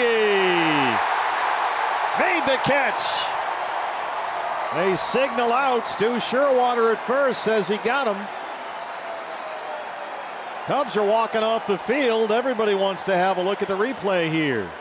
Yeah, I don't know. The way Suzuki came up throwing, I think he even thought he short hopped that ball. Stu Sherwater, the first base umpire, signaled out. The call on the field is catch. Oh. Arizona is challenging. Mark Wegner, the crew chief from second, with the announcement. Here's a look. Unfortunately, I think he did get the glove underneath at that time. Pretty nice play by Suzuki out there. A live look inside New York. Replay command center. And they've shown the replay on the video boards here, and Wrigleyville thinks it's a catch. Here's the best look we have. Oh, that's a base hit. That changed my mind. Hold on there. Now you've got to figure out, this is where things get dicey. This is why you cannot challenge something like that on the infield, but you can at the outfield. Where do you put the base runners? Yeah. Do you give Gurriel home plate here? Because with 2 outs, he would have been running all the way, and in the umpire's judgment, you can give Gurriel the run right there if you rule that a base hit. There's a freeze frame here in the ballpark with the ball on the ground. Now where do you place the runners? That becomes the key call. Well, as you said, with 2 outs in the inning, Gurriel's off on contact, so he's probably going to score easily. Oh, that did hit the grass first. It looked like Suzuki's little finger on that glove caught the grass and wasn't able to get underneath the baseball. It bounced up and into his glove.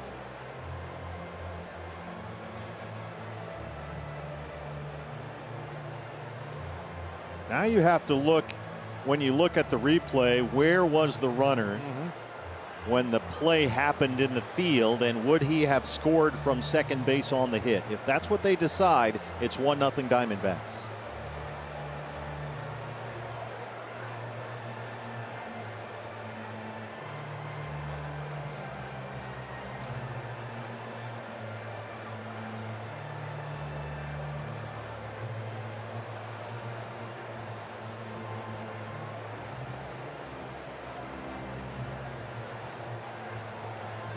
I think that's why this is taking so long. When the freeze frame is definitive, looks like Mark Wegner is getting the word from New York. Where will they put the runners? Let's find out. Here he is. After the review, the call on the field is overturned. It is not a catch. 1 run will score, and the runners will be placed at first and third. There it is. They give Gurriel home plate, and it's 1-0 Diamondbacks as the call is overturned. Now keep an eye on the runner when the ball hits the ground. Where is he?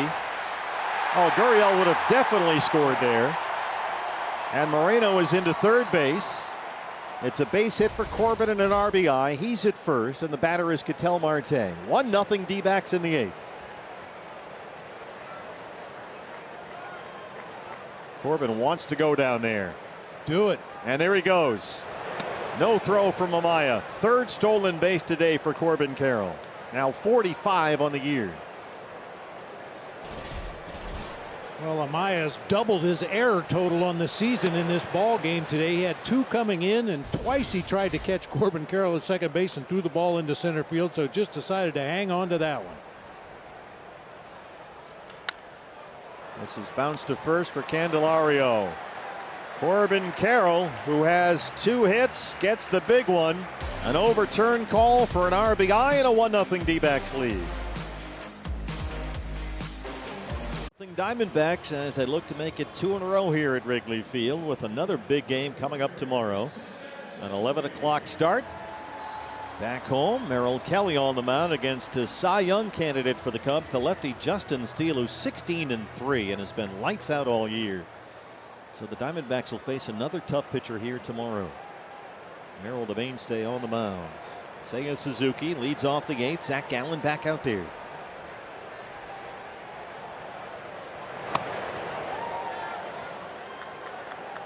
Pitch count low to mid 80s for Gallen. He's had some efficient innings, an 8-pitch 5th, a 9-pitch 6th. How much gas is in the tank? And how long will Torey Lovullo let him go? He has worked 7 scoreless innings and given up only 2 hits.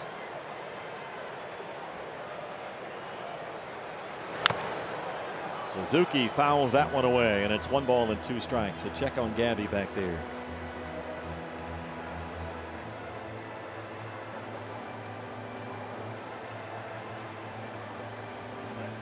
Knocked the mask right off his helmet back there behind home plate that time.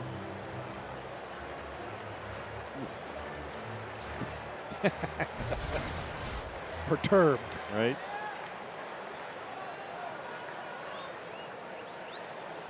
One and 2 on Seiya Suzuki. Oh, that thing got in there in a hurry. Off me, ball. Wow. Get some of this.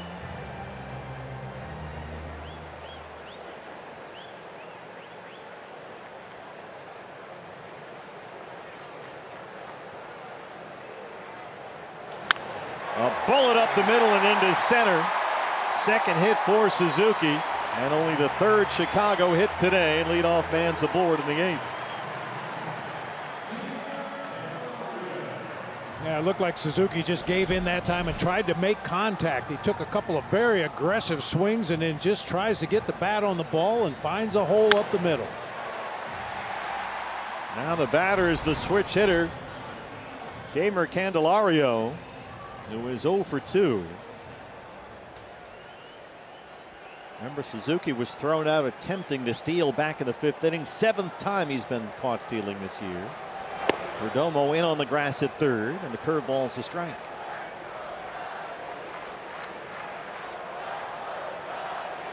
Looking down to Willie Harris, the 3rd base coach for the Sign. There is Perdomo, left side of your screen. Slow roller to second. Marte. Lawler for 1. No chance to turn 2. Just hit too slowly to second base.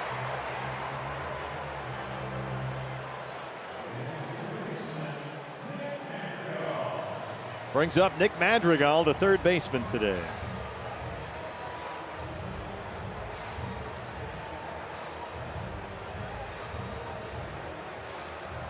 And we'll get a pinch runner. Miles Mastrobuoni will come on and run for Candelario. 27-year-old rookie, 7 seasons, more than 650 minor league games. Miles Mastrobuoni is the tying run at first, 1 out. Madrigal 0 for 2. Curveballs are there for a strike. Mastrobuoni's a perfect 10 for 10 in his stolen base attempts this year. Limited playing time.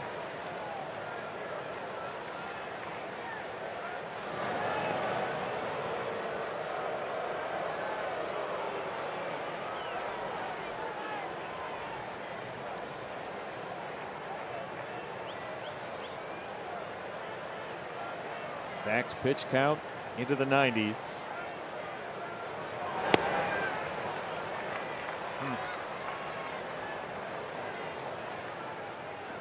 Andrew Saalfrank, the left-hander who got a big out in the ball game last night, struck out Ian Happ to win the 6th. Gets loose again. 1-1 on Madrigal. This is well hit out to left center. Gurriel in pursuit. Lourdes got there. Oh, he had to go a long way to get that one deep in the gap in left center. And there's 2 outs in the 8th inning. Well, we showed you the wind here at Wrigley Field today, and it helps once again as that ball gets knocked down on the warning track. Nice job by Gurriel to spin and get the ball back into the infield quickly. Now we're going to get a pinch hitter here for Miguel Amaya. Looks like Patrick Wisdom. Oh, check it. It's Yan Gomes. Gomes, who was the catcher in the ball game last night, went 0 for 3. Will bat for the catcher Amaya here. Conference time on the mound for Gallen.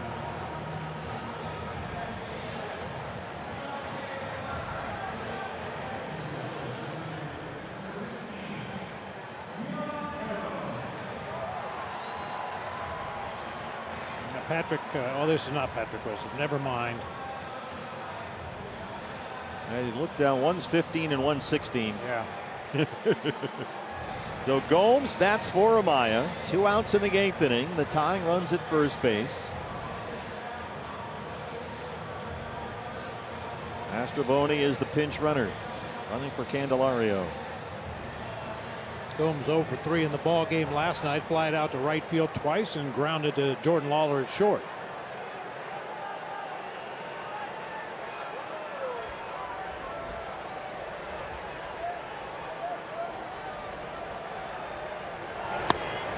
Fastball right there for a strike, and it's 0-1.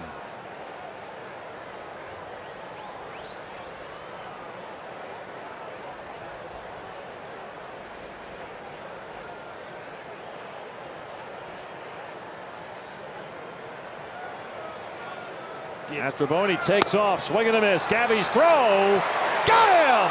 Gabriel Moreno throws out a big run down there at second to end the 8th inning. Let's see if David Ross wants to challenge. Well, that was one of Gabby's quicker exchanges that time. In and out of the glove quickly, an accurate throw to second base. No challenge from Chicago. It's off to the 9th inning at Wrigley Field with a 1-0 lead. Cool play of the game, the Corbin Carroll. Great catch by Seiya Suzuki, which was overturned, an RBI single, and that's the game's only run so far. A big moment with 2 outs in the 8th. Not a catch. Mark Wagner giving everybody here the bad news for Cub fans. Boy, Corbin had to really go down and dig that one out. It was an off-speed pitch out near the outside corner of the plate and down. He scooped it into right field for the D-backs only run. Got some changes for the Cubs. Patrick Wisdom takes over at first base after they hit for Jamer Candelario. Adbert Alzolay is the new pitcher for the Cubs, his 56th appearance and a 2.80 ERA. Unlike his predecessors on the mound for the Cubs, as Yan Gomes takes over behind the plate, this guy throws a lot of strikes. So Gomes back there, new battery for the Cubs. Wisdom at first. Tommy Pham is the hitter. He's 0 for 3.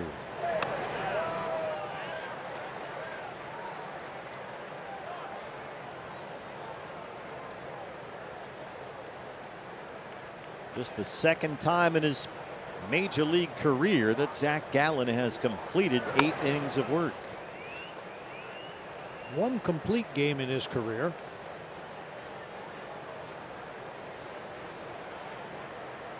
Pitch count here on the scoreboard has him at 94 pitches through 8. 1-2 on Tommy Pham, who homered here twice last night. Pham, Walker, and Thomas 3, 4, and 5 in the D-backs 9th inning.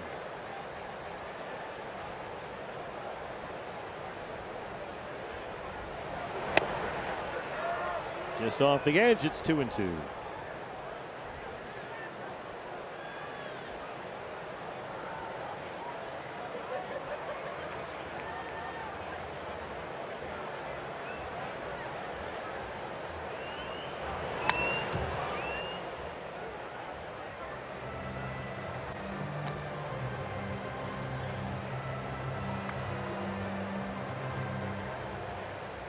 Paul Sewald has started warming up in the Diamondback bullpen.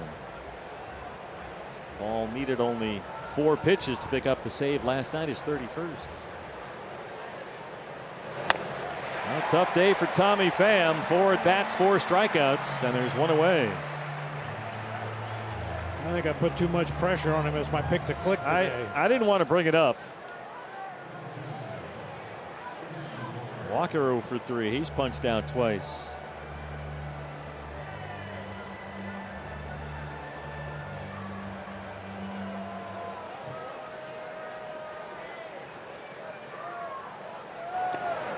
Christian singled in last night's game. He's put together a 5-game hitting streak.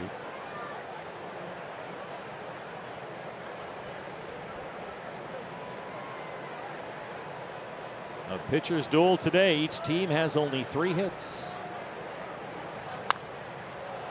Popped up. It's in that wind. Horner coming over. Wisdom is there. Wind is going to blow it, and the player into the stands. Wisdom into the screen. The wind caught that one, just like we saw earlier on that fly ball out to right field that Corbin Carroll tried to chase down. Boy, from our vantage point, that ball was way fair when it came off the bat and reached its peak, and it just shot over into the stands. Boy, Patrick Wisdom ran into the tarp, the wall, the screen. And that, you can see the flags above the center field scoreboard, the trademark scoreboard here at Wrigley Field. I mean, it is gusting out right toward that right field stands. And boy, the wind got that and blew it into the seats, along with Wisdom. So Walker gets another chance, a ball and a strike on Christian.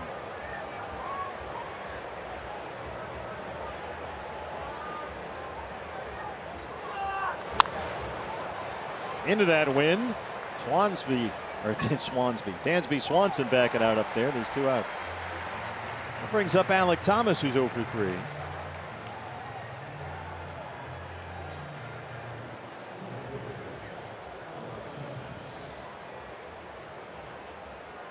Gallen has now twice finished 8 innings of work. 1 complete game, as you mentioned. That was the 7-inning game in Atlanta the day that Mad Bum had the no-hitter.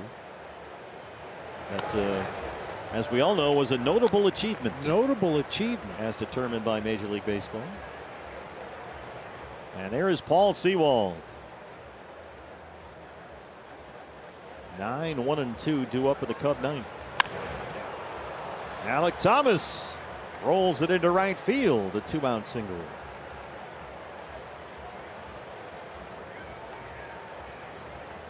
Diamondbacks haven't had a lot of base runners, but they did run wild on Amaya when he was behind the plate. Gomes gave up some stolen bases in the ball game last night. He was really having issues getting the ball down to second base. Well, Lourdes singled to lead off the 8th against Quas and has scored the game's only run on that overturned call in right field.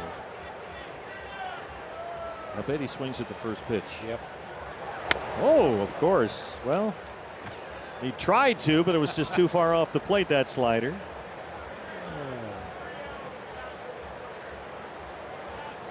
Of course, Alec had a stolen base in the ball game last night, his 8th of the year.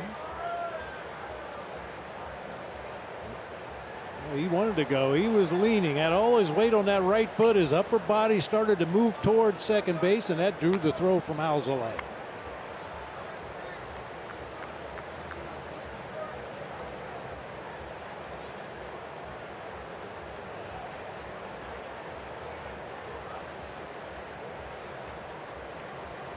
Alec on the move. Gomes throw off to the shortstop side of the bag, and Thomas is in there with stolen base number 9. I love it.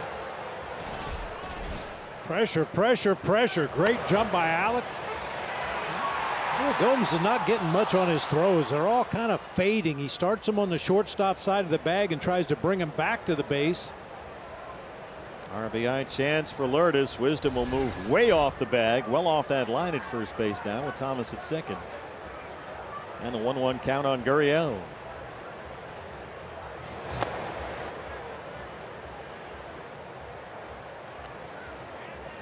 Hard slider from Alzolay. 2 balls and a strike.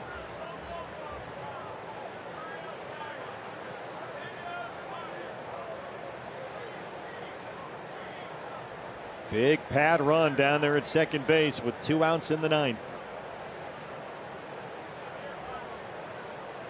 The 2-1. Lourdes slams it to left. Ian Happ in front of the warning track. Backpedals, and he's got it. So it's closing time for Paul Sewald, looking for his 2nd consecutive save in this series. He's coming out with a 1-0 lead. day long, and Zach Gallen perhaps ready to put his signature on this masterpiece. He is out there to start the 9th inning.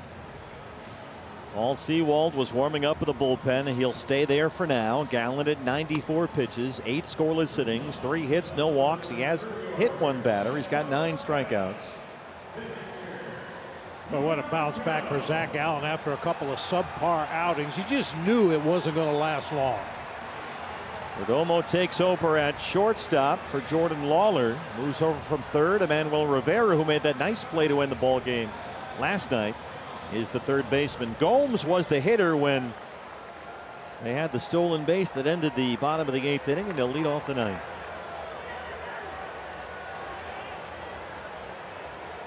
Stolen base attempt. Fastball is strike 1.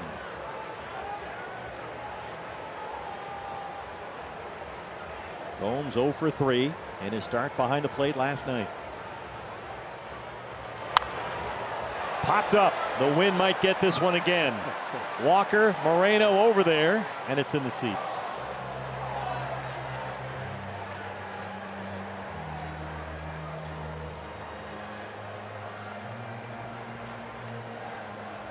Diamondbacks 1 run, 4 hits. Cubs no runs, 3 hits. Gallen has been tremendous here today.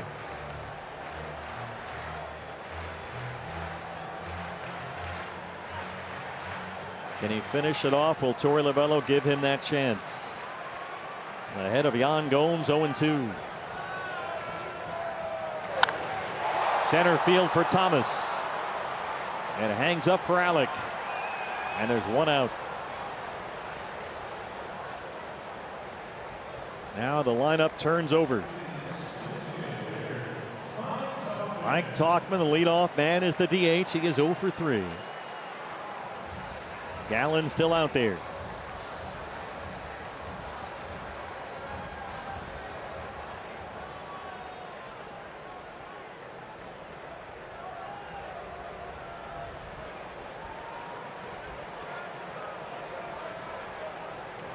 Zach Gallen today has matched his career high with 8 scoreless innings. It's the 7th time this year he's gone at least 7 and allowed 1 or fewer runs.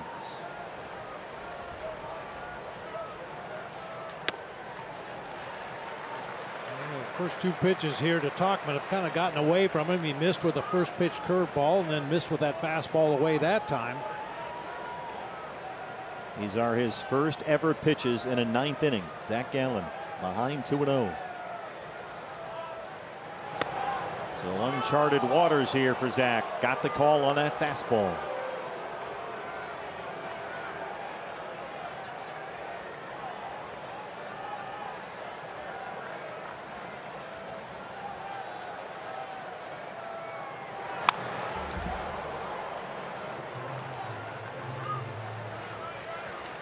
Gallen's only complete game shutout was that 7-inning game, the doubleheader in Atlanta when Madison Bumgarner had that notable achievement. 2-2 on Tauchman.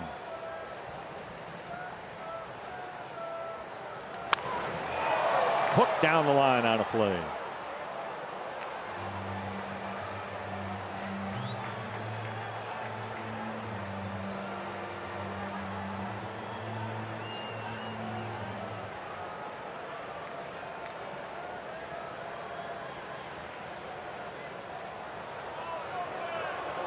Moreno wants a word. I think Zach's the one that wants the word. He called Moreno out there. Maybe just want to talk it over. We've talked many times about the Diamondbacks pitchers have a lot of respect for Gabriel Moreno behind the plate. Maybe a difference in opinion of what pitch to throw here. So make sure you're all on the same page.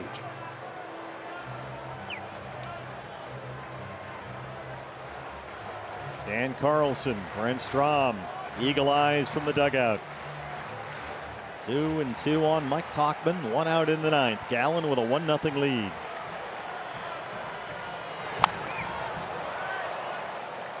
Changeup.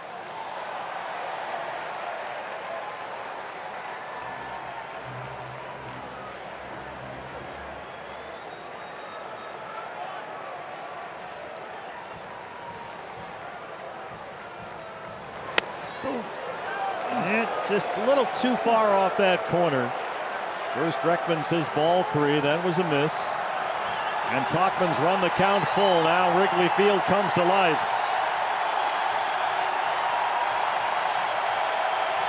3-2 on the way. First walk issued by Gallen. Sewald is ready to go in the bullpen, and we look to Torrevelo.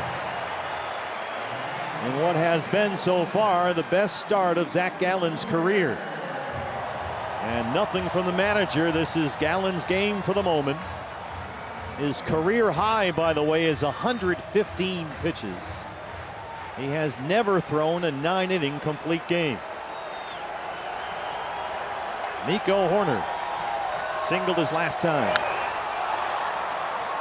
Right field for Corbin. And Gallen is 1 out away. The batter will be Ian Happ.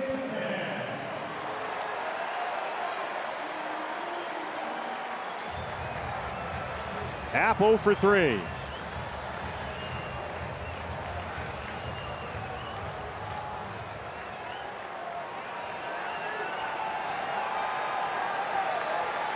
Tony Perez-Chica moving his infield around. Ground ball up the middle. Perdomo's got it. Race to the bag. And Gallen's got the shutout. Cubs might want to challenge the call at second. It sure looked like he beat him from here. David Ross having a look. Play on, he says. That's the ball game. Zach Gallen's first career 9-inning complete game shutout ends on this play. Whew.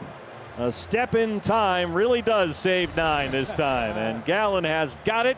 And the Diamondbacks have taken the first 2 games of this enormous series here at Wrigley Field. What an exhibition of pitching we saw here today. Oh, outstanding. I mean, we talked about Zach Gallen in his subpar outings the last 2 times out and predicted that he was going to go out and have a big day today. And boy, did he ever, as good as we've seen it. 9 strikeouts, 1 walk, 1 hit batter. He gave up only 3 hits, all singles.